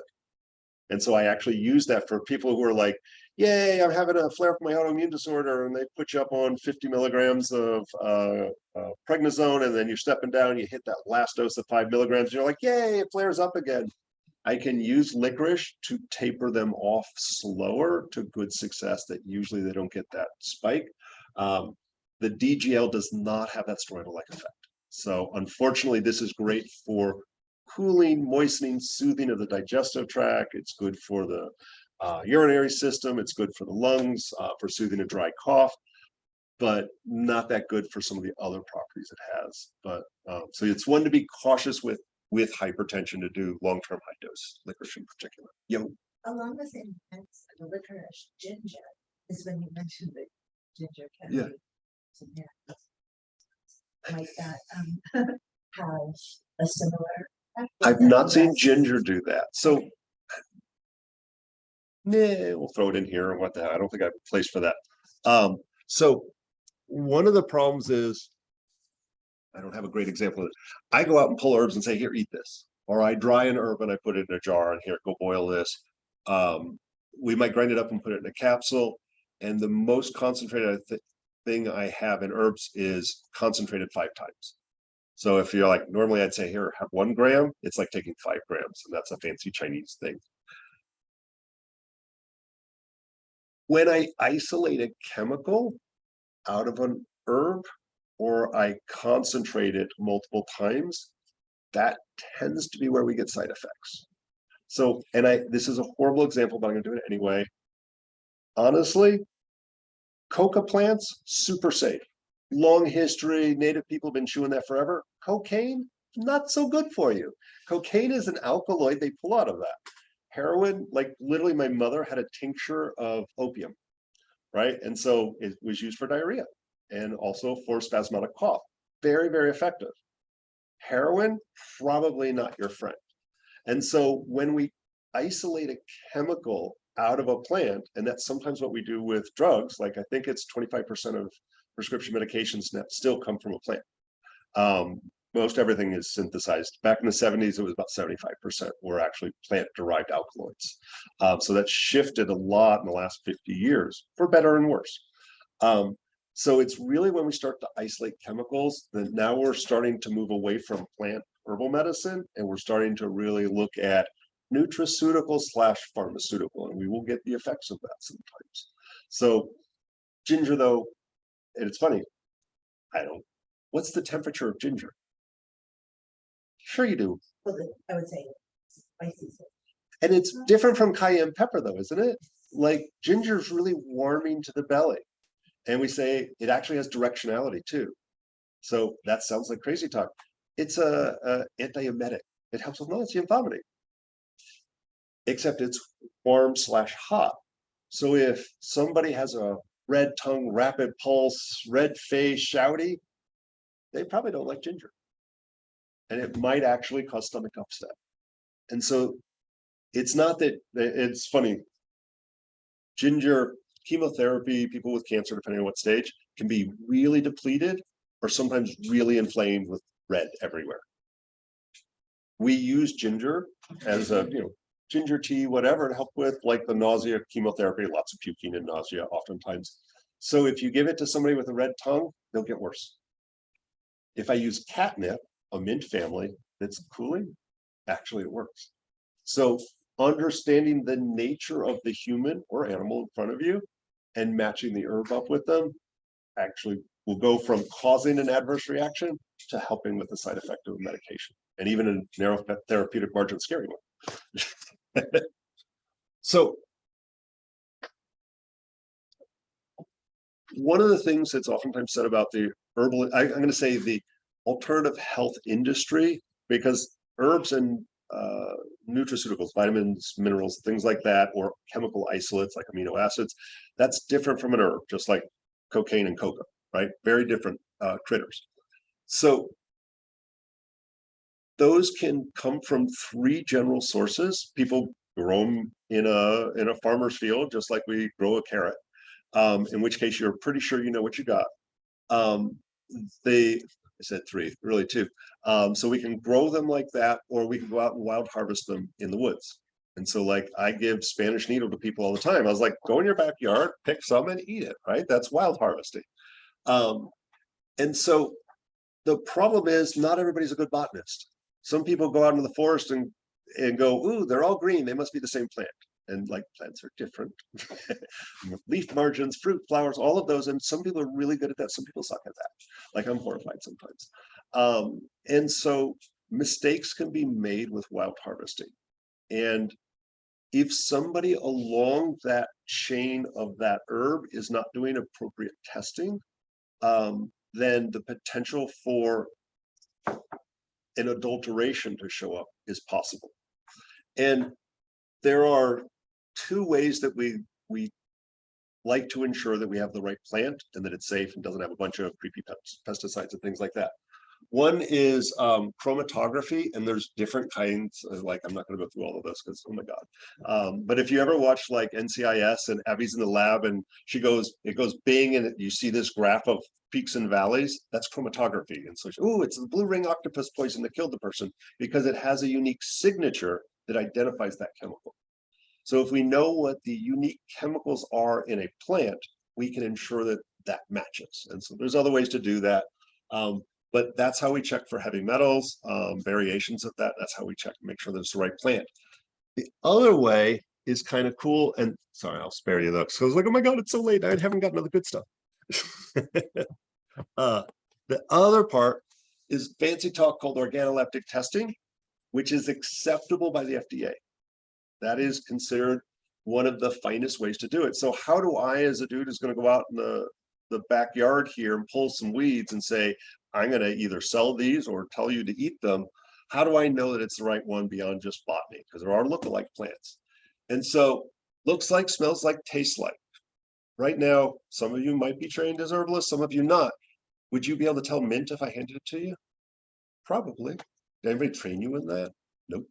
But the reality is, you know what it smells like, what it tastes like. You might even know what it feels like. Fresh mint has a unique little feel to it. And you would literally go, oh, that smells so good. Would you know crappy mint tea? Probably. You know, there's really good chamomile. There's really shitty chamomile. Like if it's got a musty smell, it's garbage. If it has a fruity smell, it's good. And so literally getting trained in recognizing that. And if you are a farmer, if you grew up harvesting plants, you know what's a healthy tomato looks like. None of those exist in the grocery store. And you know how they taste, how they smell. So one of my favorite things to do in the clinic, and the students hate it when I do it, is I make them do it too. Somebody shows up with a capsule from a company I'm unfamiliar with. How do I know if it's any good? Just because it says, "Ooh, this is good" on the back, I can't tell. Open the capsule up, put it in my hand, and I taste it. If I go, "Oh my God, that's disgusting," it's good. And I know what a lot of, like saw palmetto. People use that for processing out dehydrotestosterone, the used up testosterone. Good for everything from PCOS to enlarged prostate. The reality, it tastes like, not that I know what fermented soap tastes like, but if it were have a taste, it's saw palmetto. And so if I don't smell and taste that when I open up the capsule, it's a crappy capsule. I don't care what testing they did. You know, there's ways to get around the chromatography. It's hard to get around my taste buds. And so that in some ways is a more accurate test. Well, actually I have a wall of shame that I bring out for certain classes. You can smell a jar and smell the chemicals in there. It's like they sprayed Lysol or something in there. They're like, ah. So the reality is you have to have a way of testing. Like if you're taking herbs and supplements, how do you recognize that that's a good supplement? And so I actually say, like, call the companies who are manufacturing it, the harvesting it, processing it, and say, can I see, and sorry, this is, I won't say this is important, but it is important. This is advanced. C of A. Call up a company, email them, say, hey, have you got a C of A on this product? And they go, huh? Just hang up the phone. You don't want it. A C of A is a certificate of analysis. And this is checking for heavy metals, pesticides, and to ensure through chromatography that they have the right plant. And so this comes from a manufacturer. So like if you went to Gaia Herbs and said, hey, have you guys got a copy of a C of A? I've been really using this a lot. I just really want to make sure it's safe. It's probably on their website. Like they're proud of their certificate of analysis. It far exceeds the FDA standards and so forth. So, yay, I handed around that book by Francis Brinker. The really cool thing about that book is he doesn't tell you whether it's bad or not. He's like, ooh, he literally says, here's the research and here's how the research was performed. And how many of you are injecting herbs? No, none of you are, like, got a oat straw habit. So, so the reality is most studies are done in a test tube. And so I won't read all of that to you, guys can read. Most studies are done in a test tube, which is interesting. Like, not to say that we should discount test tube studies, but a test tube study that says that this is interacting with this drug means you should do more research. It doesn't allow you to make clinical decisions of the safety or efficacy or anything else. And so usually after you do that, you move up to like mouse studies and things like that. And, I'm not a fan of torturing little furry things, but the reality is, like, come here, eat the St. John's wort and this drug. That's not going to happen. We can't control the amount that they're eating, which is the way most of us ingest our herbs, right? So what do? They put in a solution, and they inject it. That changes the way that herb is processed. Remember, an herb is 10,000 chemicals, where most drugs are a single chemical. Really easy to do research on a single chemical, really hard to do and understand how all of these different substances, alkaloids and minerals and blah, blah, blah. So they're not taking it the same way we do. We eat it, it's changed by all of our digestive enzymes that come from our mouth on down. It's then processed ideally through your stomach acid, alkalized then in the top of your small intestine, acted on all kinds of other stuff, and at some point absorbed into your bloodstream and processed through the liver and maybe interacting, maybe not injected. And so when we look at things like mouse or rabbit or pig or whatever story, it tells us stuff, but again, not enough to make clinical decisions about stuff. It helps. That ain't a lot of human studies on herbs. Honestly, there's maybe a couple of dozen.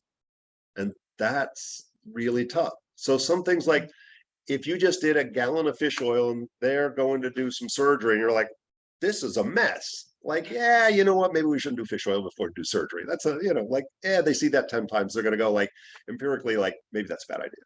There's some things that we're just like, don't do St. John's wort with stuff. We found enough conflict and problems and twins that maybe we're just not going to do research. Just don't do it.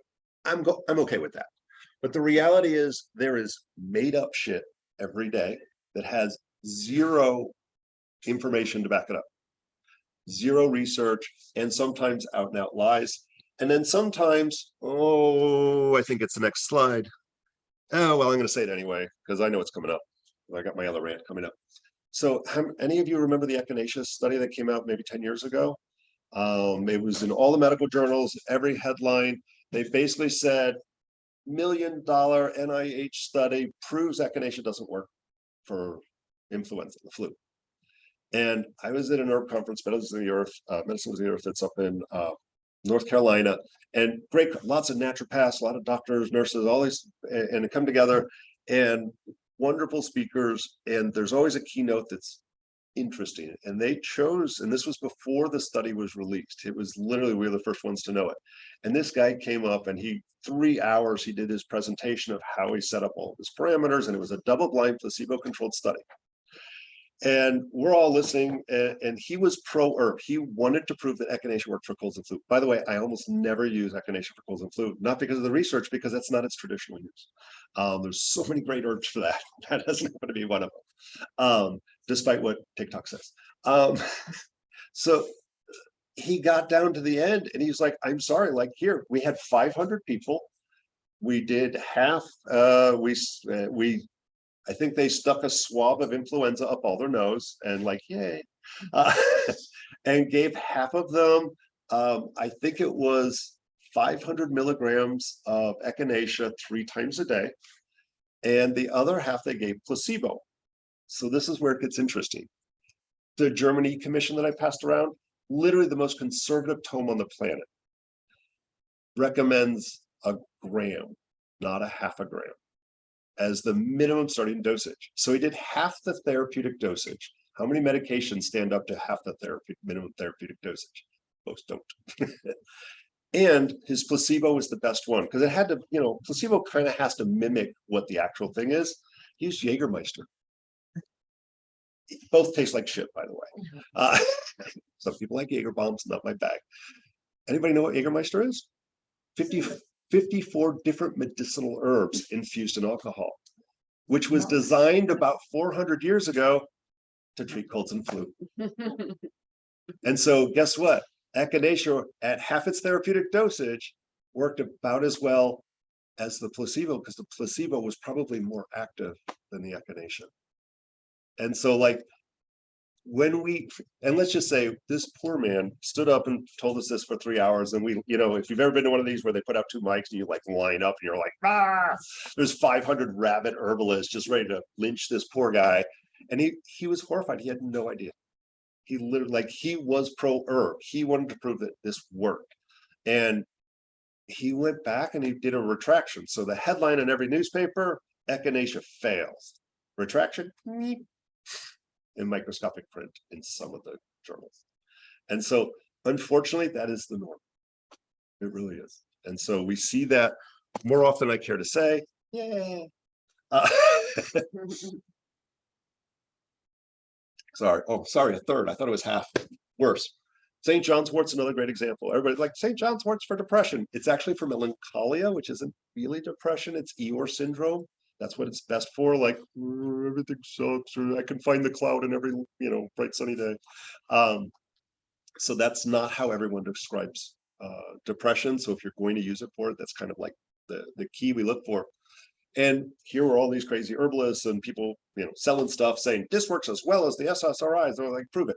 And so what they did is, because Western medicine understands chemicals in isolation, that's better research, they took what was unique to St. John's wort, hypericin, a chemical, and they compared that to SSRIs, and it failed. They did that with another chemical. It failed. They tested it against moderate to severe depression, which nothing fixes. And so it failed there too. There is a single study that I think was done in the early 80s that took the plant St. John's wort and tested it against one of the SSRIs. I don't remember which one. And it actually did as well, if not better. And so ensuring that we're doing appropriate research is super important. And so to say St. John's wort is for mild to moderate depression is a lie. It's for Eeyore syndrome. And so we don't know what moderate depression is 300 years ago. We described it in a unique pattern of symptoms. Why does this person present with this interesting, unique set of symptoms, which is different from this? And so the plants were understood in that pattern, as well as that hot, cold, wet, dry, and so forth. So there are ways to do research. It's not in the US. Most of the research I have to look to Europe or some of the other countries around the world. This is horrible to say. I also don't trust some of those countries, in China in particular. Everything is a 95% success rate. And yeah, bullshit. And in the same way, we find some of that's true. There's a huge explosion that these major medical journals like JAMA and the Boston Journal of Medicine, the British Journal of Medicine, they found out that half of that stuff was BS too. And so most of it was not repeatable. And what they found was, when your PhD, your tenure in a university is dependent on your ability to publish, be successful, there is a pressure to bullshit. And so what they're finding is a lot of research is bullshit. And who's your funder? And no, I'm not getting paid from this. Yes, you are. You're getting paid to do the research study. So you have a vested interest in coming out the way you said it did. For you to make a hypothesis, yay, 8th grade science, and then fail isn't good. Even though you did a good job. If you failed, you proved that that's not true, but nobody can publish that. And so we see there's a lot of bullshit out there. So looking for repeatable science that's valid at appropriate dosing and matching up. And I would argue, even in China, where Chinese medicine, and we have one of the better written, nobody's doing the research based on energetics. I had ginkgo up there. Ginkgo's for memory. Yeah, no.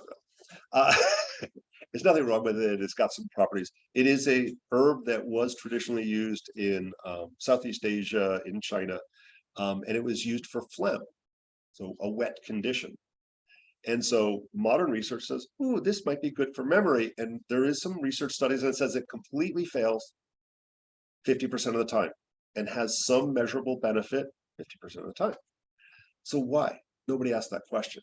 I would say, if one way that we do tongue diagnosis is part of it, yeah, sorry, I'm gonna pick on you guys, I apologize. Like part of a physical exam, stick out your tongue.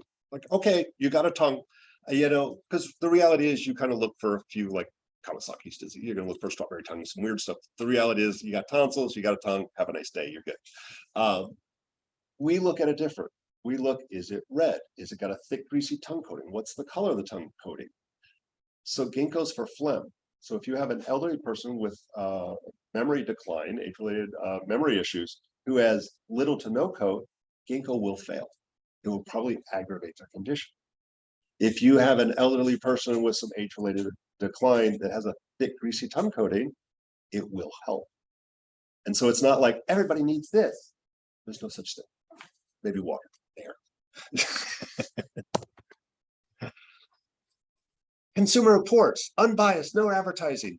They hate everything natural medicine. I buy a car, go to Consumer Reports. They literally are making shit up. And it's horrifying because everybody respects that. So I hate to say it. I always say find 3 independent sources. And when I say independent, that the wording isn't identical to the first 2 sources. I see that all the time. You can tell, copy and paste, copy and paste. And so that happens in everything. It's not unique to our medicine here, herbal medicine. There's also some, okay, I'll rant about kava for a moment. So I like kava. This is kratom. Yay. Ooh, controlled substance in Sarasota, for real. Whatever.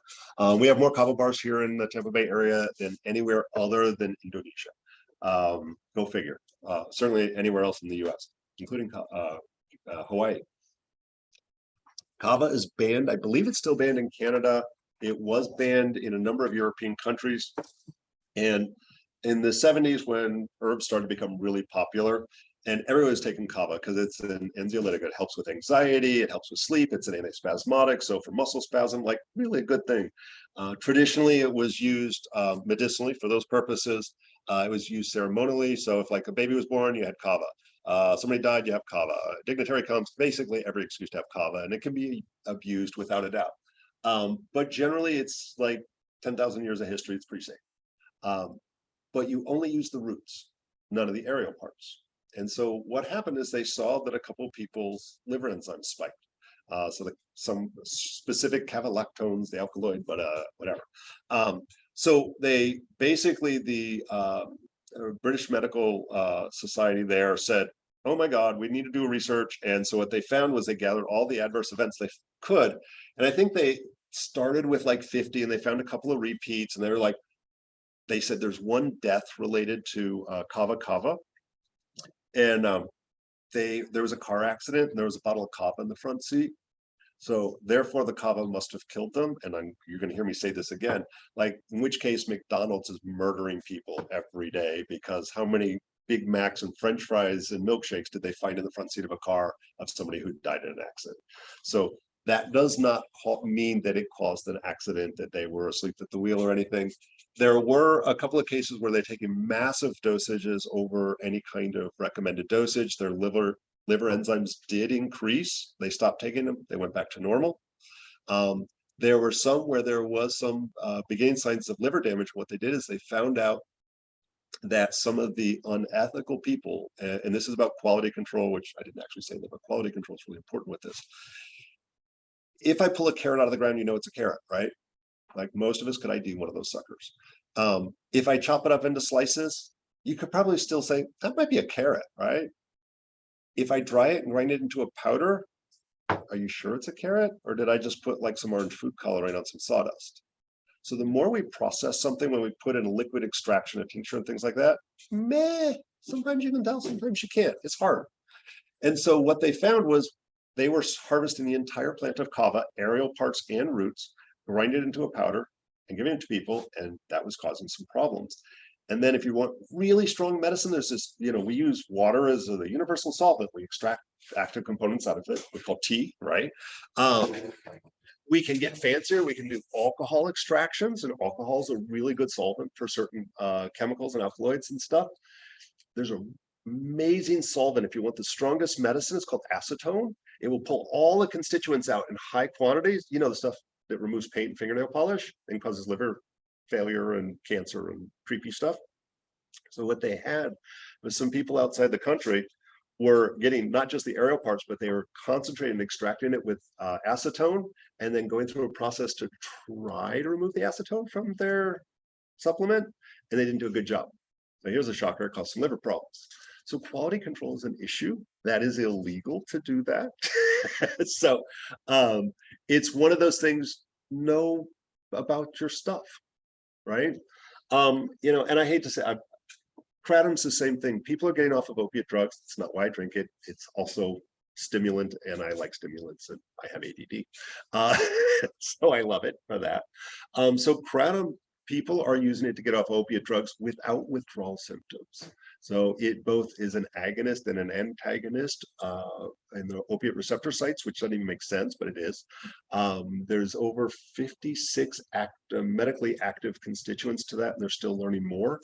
And it is about a 10% addiction to it. I would rather somebody drink kratom than shoot up heroin. Like if they're driving my car somewhere, I'm going with this one. And the problem is, if you go to one of the kava bars, sometimes there's some squirrely looking folks in there, because a lot of them are looking for a place that's not a bar and not a place where they're getting in trouble. My running joke is, kava bars, you'll never find a fight.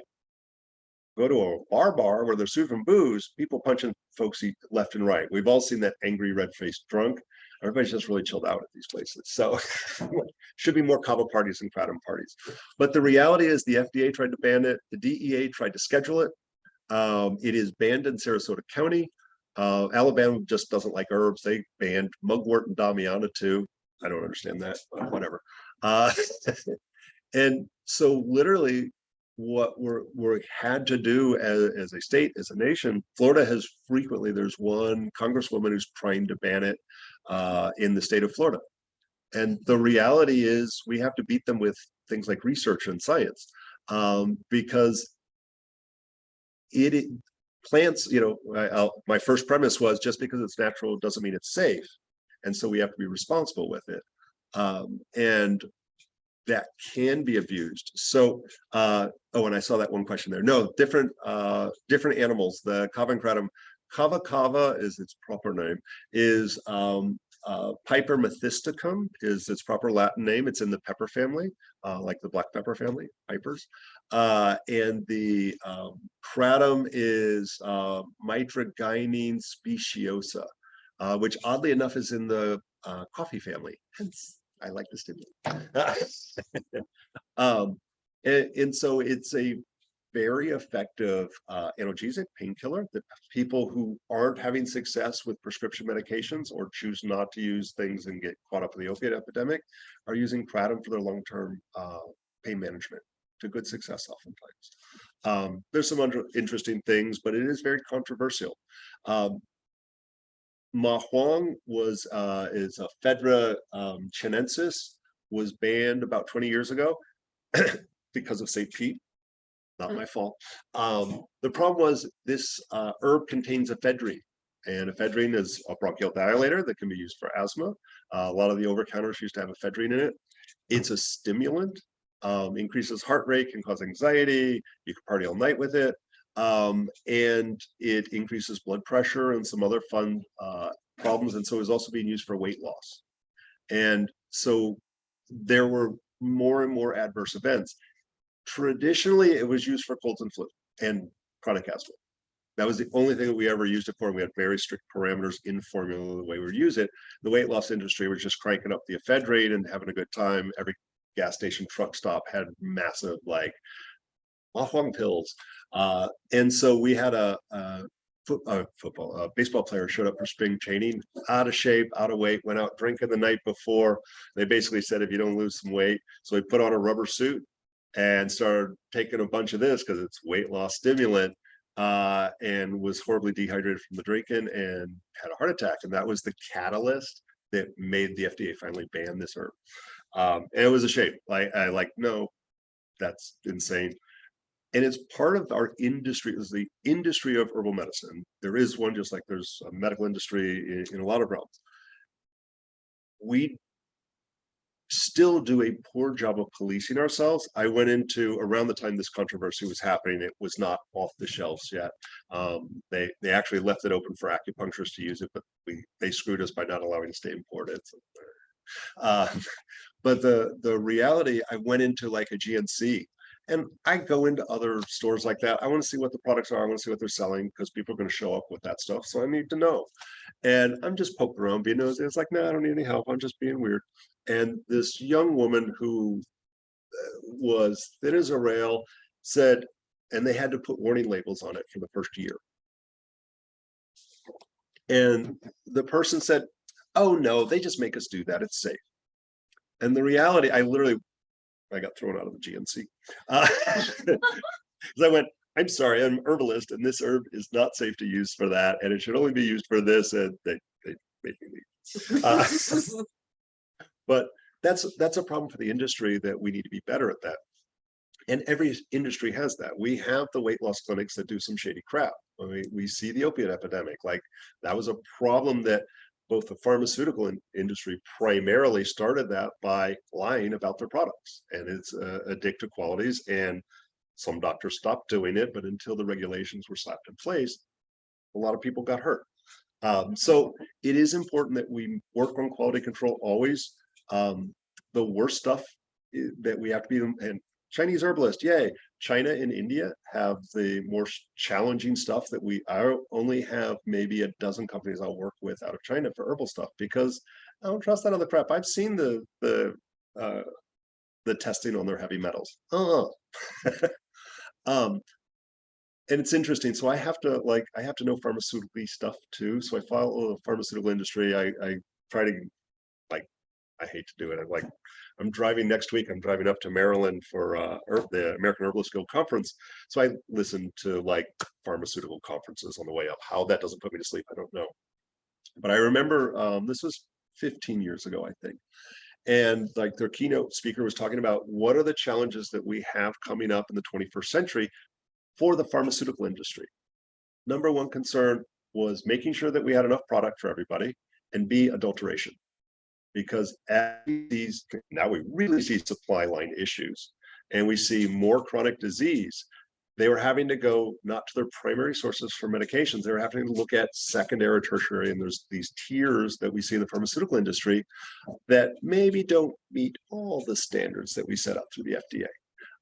And so we see adulteration we see recalls from pharmaceutical drugs. We see people who's the creepy oncologist in the Midwest somewhere is watering down his chemotherapy. Like, so there's some shady characters in every profession, and we don't smell like a rose either. There's plenty of shady characters in the herbal industry. So policing ourselves is really important. The reality is, and I don't know whether no, that's my rants. Oh my God, how is there only 15 minutes? One of the things that is important is ensuring that we have quality control and working with those companies that we build a relationship.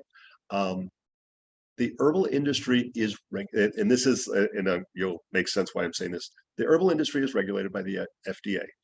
We have the Deshay law was passed in the late 70s and came into effect for all herbal companies. And it's the Dietary Supplement Health Education Act. I believe I said that right. And that regulates the labeling, production, and control of all vitamin, mineral, nutraceutical, and herbal products, almost to the level of a pharmaceutical company. Not quite. They definitely have higher standards than we do. But it is quite clear that we have to put everything that's on the label, has to go on there. It has to be in the quantities that's on there. We can't hide things, and there can never be adulteration with pharmaceuticals. If there is an adulteration of a pharmaceutical, that is an illegal product. That is 100% against the law. Other countries, China, that's normal. Like imagine if I had herbs that were good as an antihistamine, and then I put an antihistamine in there, it would work really well. So that's normal. It's a good herb-drug interactions. But I don't read Chinese, so it makes it hard. Yeah. What's the definition exactly? Adulteration? Is it just mixing? So something that's in there that isn't supposed to. So poop can be an adulteration. That would be bad. You're supposed to test for that. Except we actually use flying squirrel feces as an herb, and you do poop transplants. So, doing a research study on them. oh, that's awesome. Yeah. I'm actually going to that conference. I'm talking about poop. I'm talking shit at the national conference. I have all the poop jokes in there too.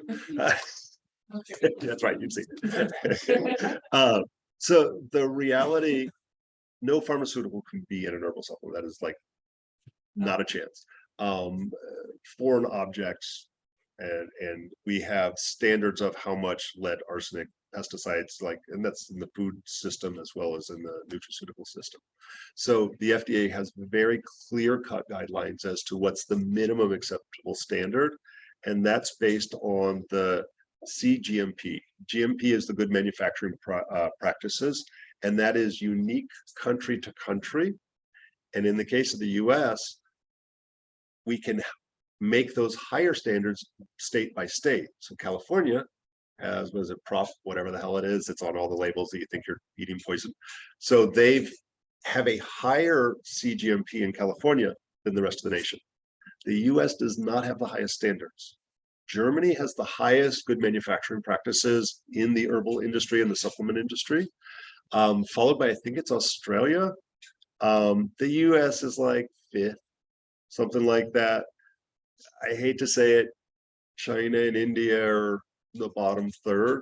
And so I don't buy a product from a lot of countries that kratom, for instance, is tested in Indonesia, Papua New Guinea.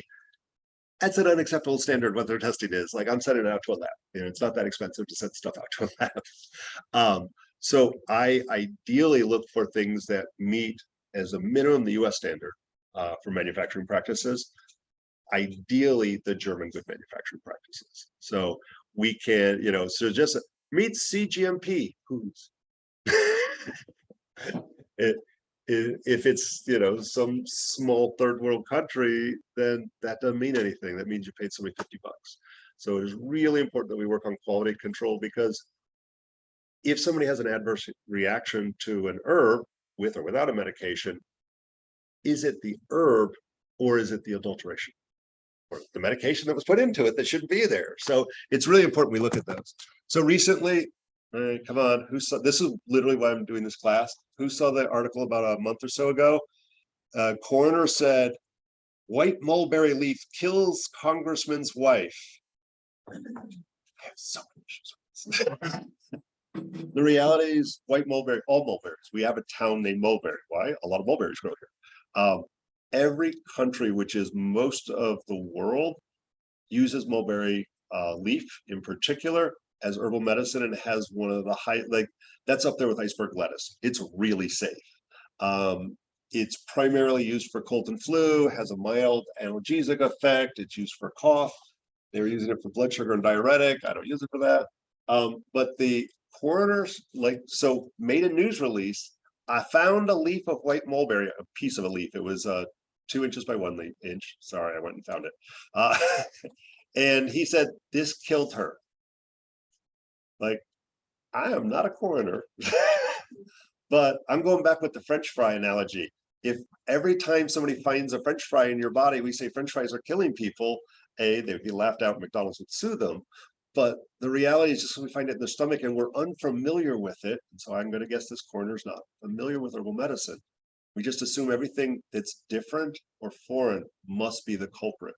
The reality, she had a variety of health issues. This was the headline for a while in some decent, sometimes it's some obscure thing you don't care. This was in major, the top 10 news regencies.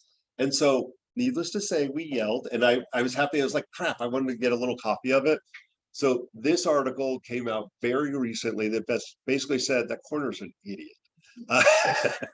And from both the alternative health realm as well as from the medical industry. And I was really happy to see that coroners were saying he's a stupid head, MDs were saying he was a stupid head, universities or professors were just saying this is absurd. When challenged on it and said, well, tell us more about this woman, what were her health issues that this would have caused it, what other medications she was on? Well, we can't report on things without, I'm like, wait a sec. You did a news release blaming an entire industry and this very benign leaf, but when questioned on it, we're like, oh, privacy.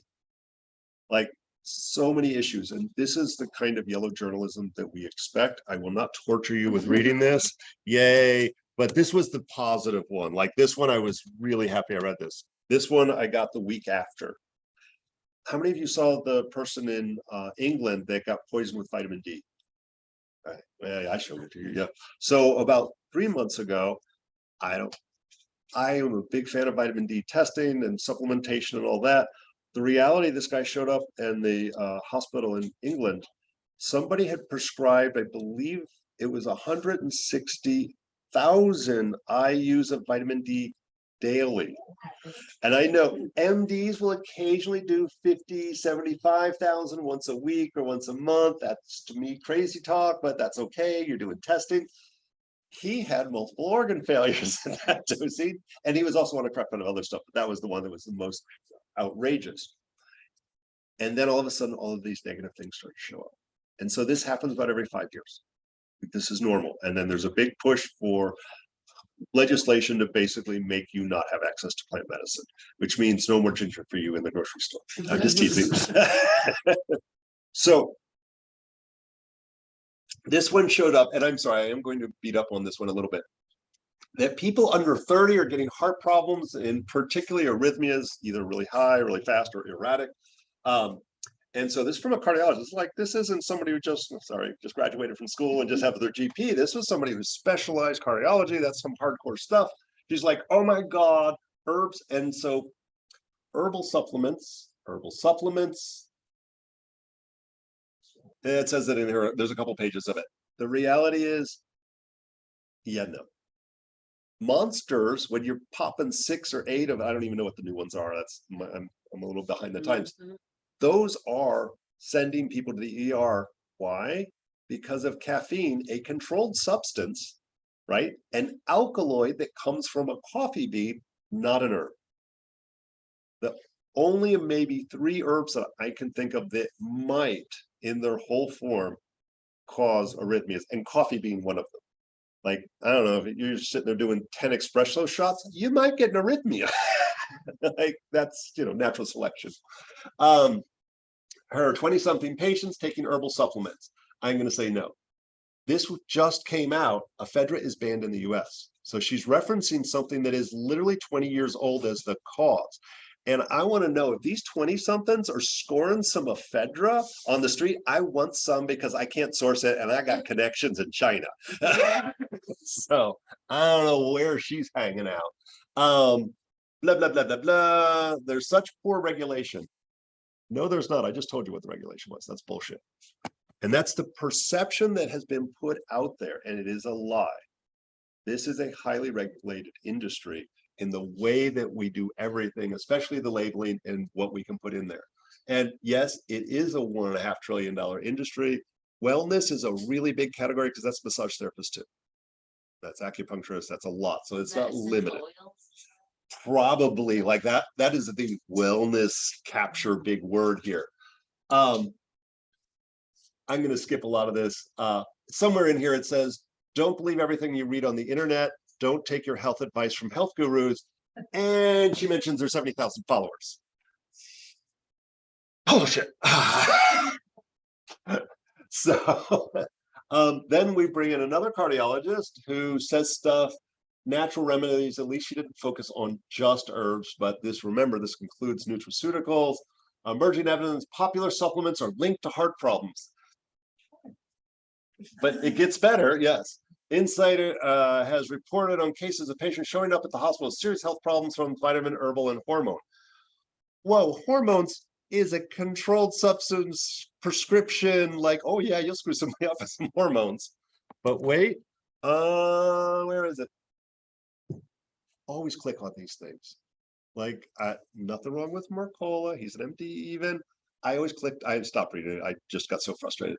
I click on him. It's like a 3 hamster study that has nothing to do with what he's trying to sell, but he'll literally just take that and go crazy with it. I clicked on this. I was like, I want to read these. I need to know, make sure I'm not killing anybody, right? Obviously, people are dying left and right. And the reality, it was a single study, not a group of them, that looked at all adverse events from 1966 to I think it was 2016. And they found a dozen or so in this huge amount of time. It's like 50 years span of time. Some of them, most of them were related to ephedra, right? And so, which is now banned and illegal to have in the US. And the most interesting one was the 73-year-old woman, a single case report of ashwagandha, which is a very common herb, comes out of India. And I read that and they were like, we have no idea why she started getting arrhythmias from that. Hush, Debbie, I know you know. So my guess is she probably has a sensitivity to nightshades. Nightshades are a plant family that a small number of people have a sensitivity to. So it's your potatoes, tomatoes, eggplant, all peppers, not just, everybody says green peppers. I was like, red peppers, green peppers, jalapenos, pimentos. There's a huge number of pepper related, potatoes, yes. And what everybody doesn't know is ashwagandha is a nightshade, and it's in every adrenal stress formula and half your sleep formulas, as is goji berries, gochitsa, Chinese herb. And so she probably didn't know that she had a nightshade sensitivity, took an ashwagandha supplement, and it caused a bunch of inflammation and made her go a little out of whack. So the reality is that an adverse herb reaction, or just like, if I have a pollen sensitivity and I snort some chamomile, I'm going to start having an allergic reaction. So like, that may not be something that I'm actually worried about. So 50 plus years a dozen or so reports, and the one that was causing the greatest problem has been removed from the market. What this actually does is show you how safe the stupid things are. And I promise you, 80% of the people at the kava bars are slamming back kava and kratom. Most of them are on everything from antidepressants to psych meds to blood pressure meds. They're not falling over. Yay. Sorry, I'm getting down to the good stuff. Oh my God, there's no time left. I hate this. All right. Quality control is vital. Don't treat yourself. Go find an herbalist. Remember, herbs are popular. Herbalists aren't. They should be. At least get lots of good references. Make sure you're avoiding things with aristolochic alkaloids and pilozitic alkaloids. There's some debate about the PAs, the AAs aren't, but there's a new cleanse going around that's using Dutchman's pipe that is high in AAs. That is toxic. Don't do that. I don't care what your diagnostic system is, but use one. Don't do this is good for that.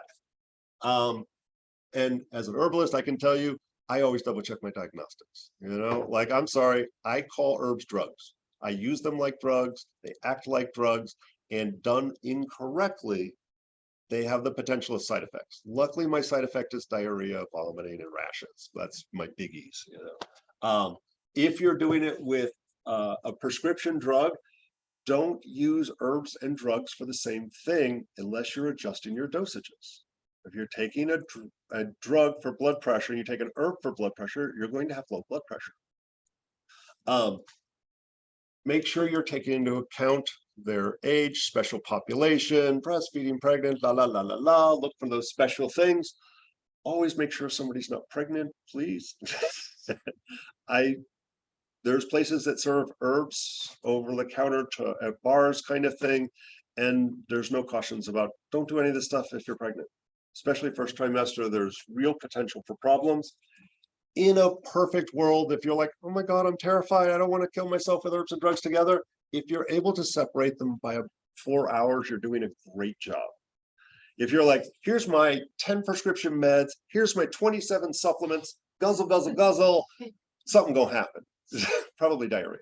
But the reality is, if you're like, oh, I take my, I'm going to say herbs on an empty stomach, I go and have breakfast, and then I take my medications, and there's a perfect world 4 hours, you're less likely to have some adverse reactions. Anything close to that is awesome. If you're recommending herbs, check back in. If you're taking it, if it's for yourself, check back in. Herbs are supposed to do stuff, right? It's not because you want more fiber, which, by the way, is an herb. Psyllium husk comes from Plantago psyllium. The reality is, make sure the blood pressure is good. Make sure the blood sugar is good. Make sure it's not causing a bad reaction. Maybe you increase the dosage or do something different. Okay, I said the same thing there. If you ideally work with a doctor to make sure that they're adjusting things so that you take into account the herbs. Yay. Sorry, if you guys email me, we said that and we said that, yay. Sorry, I'm going to go right to the good part because I know I'm already at my time. These are all the things where we can do. My favorite subject, bacterial resistance is going to destroy the human race. We use 50% of our antibiotics go into the feedstock until they're harvested, i.e. killed. And so we have all of these bacterial resistant things going on because of the overuse of antibiotics in the factory farmed crap here, China, everywhere else, where all of our meat supplies come from. And MDs are getting better about not, like it used to be, you come in, I don't feel good, I think I'm getting sick, give me an antibiotic. And rather than tell us the patient that like it's viral, they would just write a script because it was easier. And then you've got patients who don't finish their prescription, so they just make really super strong. And you know, there was first like, okay, we'll just create a new antibiotic. Oh, we'll create a new one, and then now we have MRSA, right? Methicillin resistant, blah blah blah. Now we have super MRSA, and I think it was 2 or 3 years ago we had the first bacterial strain. It was not here in the U.S., but it was, I think it was in India. Nothing worked. There is no antibiotic that worked on that particular bacterium. And so like that literally doesn't, you know, that does not bode well. And we are continuing, to have to come up with stronger and stronger antibiotics because they're resistant to everything we own. That runs out at some point. And then y'all gonna be looking for an herbalist. So there's 3 ways that bacterium create resistance. So we have an efflux pump, a quorum. Yay, college, we had to have a consensus. Quorum in the realm of bacterial stuff is how they communicate. And so if you're into reading Sun Tzu, The Art of War, one of the ways to stop an invading army is by cutting their lines of communication. So if we stop yo, get ready, there's some antibiotics coming. If we cut down their ability to communicate with each other through chemical communication, they're not able to get their defenses up. And then biofilms, think slime, right? So I call it the Klingon cloaking device, but that's my issue. And the efflux pump is literally like a bilge pump. It just pumps out the stuff. There are, literally go to PubMed and Google herbs for efflux pump. There are hundreds of studies that show the effectiveness of a variety of different herbs that can work on all 3 of those parameters of the bacterium. Antibiotics will save your life. Like literally our survival rate in society is improved because of antibiotics, but they ain't working so great anymore. And so how do we work together with these pharmaceutical drugs to make them more successful? And I won't say guarantee the survival of the human race. We have another 50,000 ways we can kill ourselves. But the reality is we can work together in order to slow down this progression of bacterial resistance. This happens to be one of my favorite combinations because it comes in a pill. And the Andigraphis in particular kills everything. It is the most horrifying thing, but you can make it a weed here. Literally, like throw the seeds out, it will grow and spread. Not in an invasive, creepy kind of way. That this is easy to source herbs that we can take with our antibiotics to make them more effective and long-term ability to continue to use those antibiotics without creating resistance. So I hope ideally, like, yay, let's not have adverse events. It's pretty easy. Sour, bitter, right?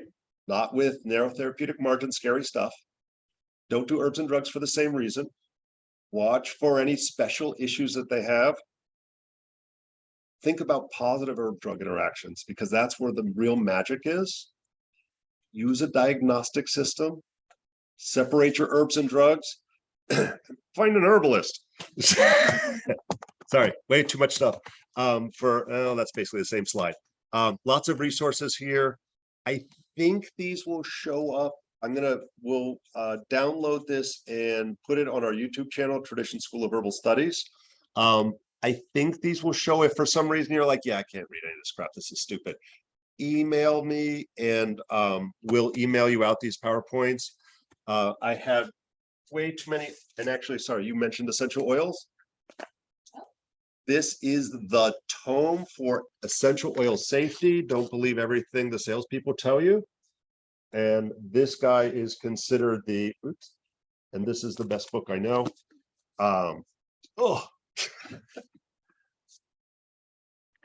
I don't like this one as much, but I love Torona Lodog, and she helped consult on this. She's an amazing MD, was on Clinton's Alternative Medicine Advisory Board. Yeah, sorry, we're gonna make you do all the work. And for any of you who are Chinese herbalists, or you're like, I just need some help with some basic pharmacology, this guy went to both acupuncture school and med school, and he's a really nice, I've been to a couple of his classes, nice guy. This doesn't teach you about herb-drug interactions. It just kind of gives you very generalized, this is what these drugs do. These are some herbs that may or may not have some problems. I still like Francis Brinker. He's my go-to dude.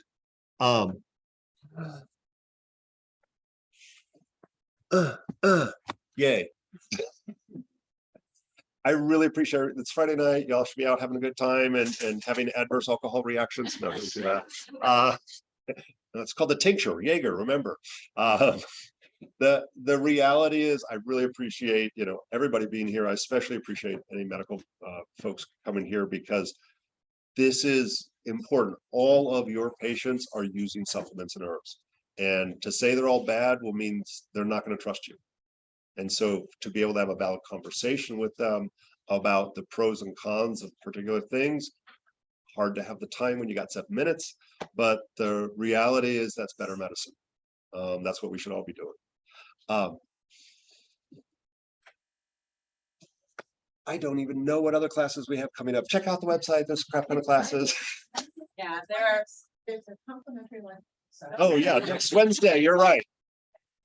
Yes, actually, Martina, she has her original degree was in nutrition, then ran away to acupuncture school. She's got an awesome story, and nutrition's kind of her bag.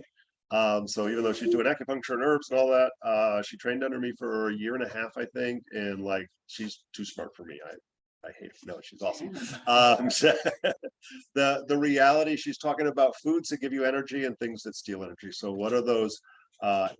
We all need more energy. Coffee is not good energy. Kratom is, no, it's not. So the reality, how do we create sustainable, healthy energy versus robbing Peter to pay Paul kind of thing with our stimulants? So, we have flyers up front. For yes, all of our lots of flyers. upcoming classes. And if anybody's completely nuts and has nothing better to do next weekend, go to the American Herbalist Guild Conference to learn way too much and meet everybody. It's in Maryland. Sorry, I'm trying to get it. I had it here once before. And it's time for them to bring that crap down here. So I'm going to hassle them endlessly this year. Thank you You're so very much. welcome. If anybody's got questions, I will stand here. Thanks for your class. Thanks. I'm just Is there any Thank you more for your exciting class. questions? It was very informative for Oh, us awesome. med Thank you. folks. I appreciate it. Glad you enjoyed it. 2 hours is not, I usually teach this plus, if for any medical folks who are completely down the rabbit hole, prescription drug energetics is an amazing field to use it as a predictive of adverse events. So, good night, all. Some of you I'll see tomorrow in class. Yeah, it's good. Of course. With regard to, the one, now I can, when's having to take antibiotics, and that would Yeah. be, I have upcoming surgery. Yes. So I doubt the one that you had suggested to take, would that, if I'm told to take antibiotics prior to the surgery, would that be? I'm Probably not. gonna plead the fifth, Yeah. only because those are bitter herbs Yeah, and they could change the processing. So like, no, that's a bigger picture. See an Right. herbalist. I would say, think about doing probiotics with it yeah. to prevent the side effects, some of the gastrointestinal, yeast infection kind of side effects. And you have, actually prior to my last surgery. Yeah. and I've been Yeah. sliced and diced over the years. Yeah. And they're coming. So I think you may have recommended it. I'm imagining it where it was on the shelf in the center to the We've far got a couple right. of probiotics. Is there one you would recommend over another? I- It was a doozy. I was gonna say, for just like, I gotta take an antibiotic for a couple days after the surgery, probably the boring one.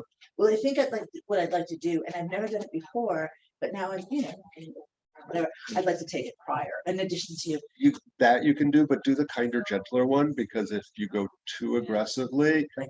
then it does bad things. So Okay. like there's So when I ask, they'll go, kind of gentle. Yeah, This is in there's the a future. but there's I'm a just 40 planning. billion one that's like pretty chill and just do Okay. like one a day. Don't do one. And then after, Then come in and see, and we can do. help clean up any Okay. mess that's I left. will get Yeah. to the student. Yeah, let Do me- you have any kratom for sale today?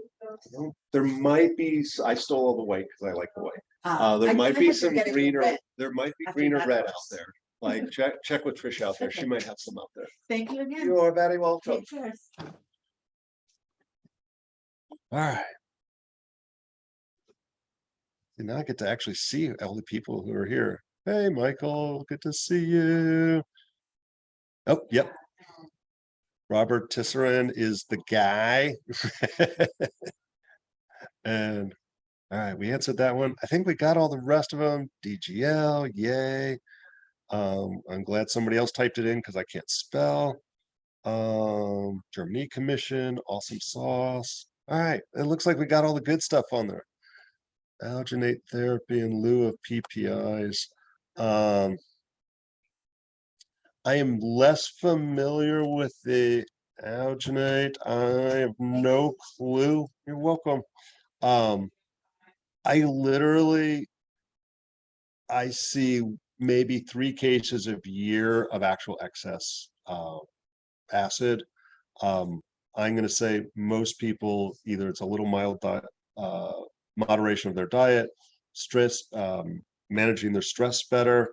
And the reality is most people with long-term stress, I see the low stomach acid, in which case I use any one of a couple of HCl products. So I've had phenomenal success with that, and I'm completely unfamiliar with the alginate.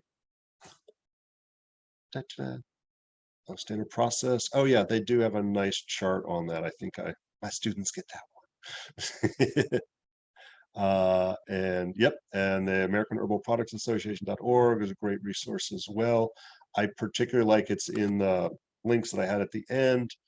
I had links to Herbalgram, which is the American Botanical Society. They're usually the ones, that's Mark Blumenthal and a couple of the other, they got a huge board. They tend to be the ones who respond to some of the yellow journalism that we got, like from that corner. They tend to be the folks who respond to that stuff and slap them upside the head with science. All right, I'm getting out of here. I got some work to do. Get ready for class tomorrow. You all have a wonderful night. Thanks for hanging.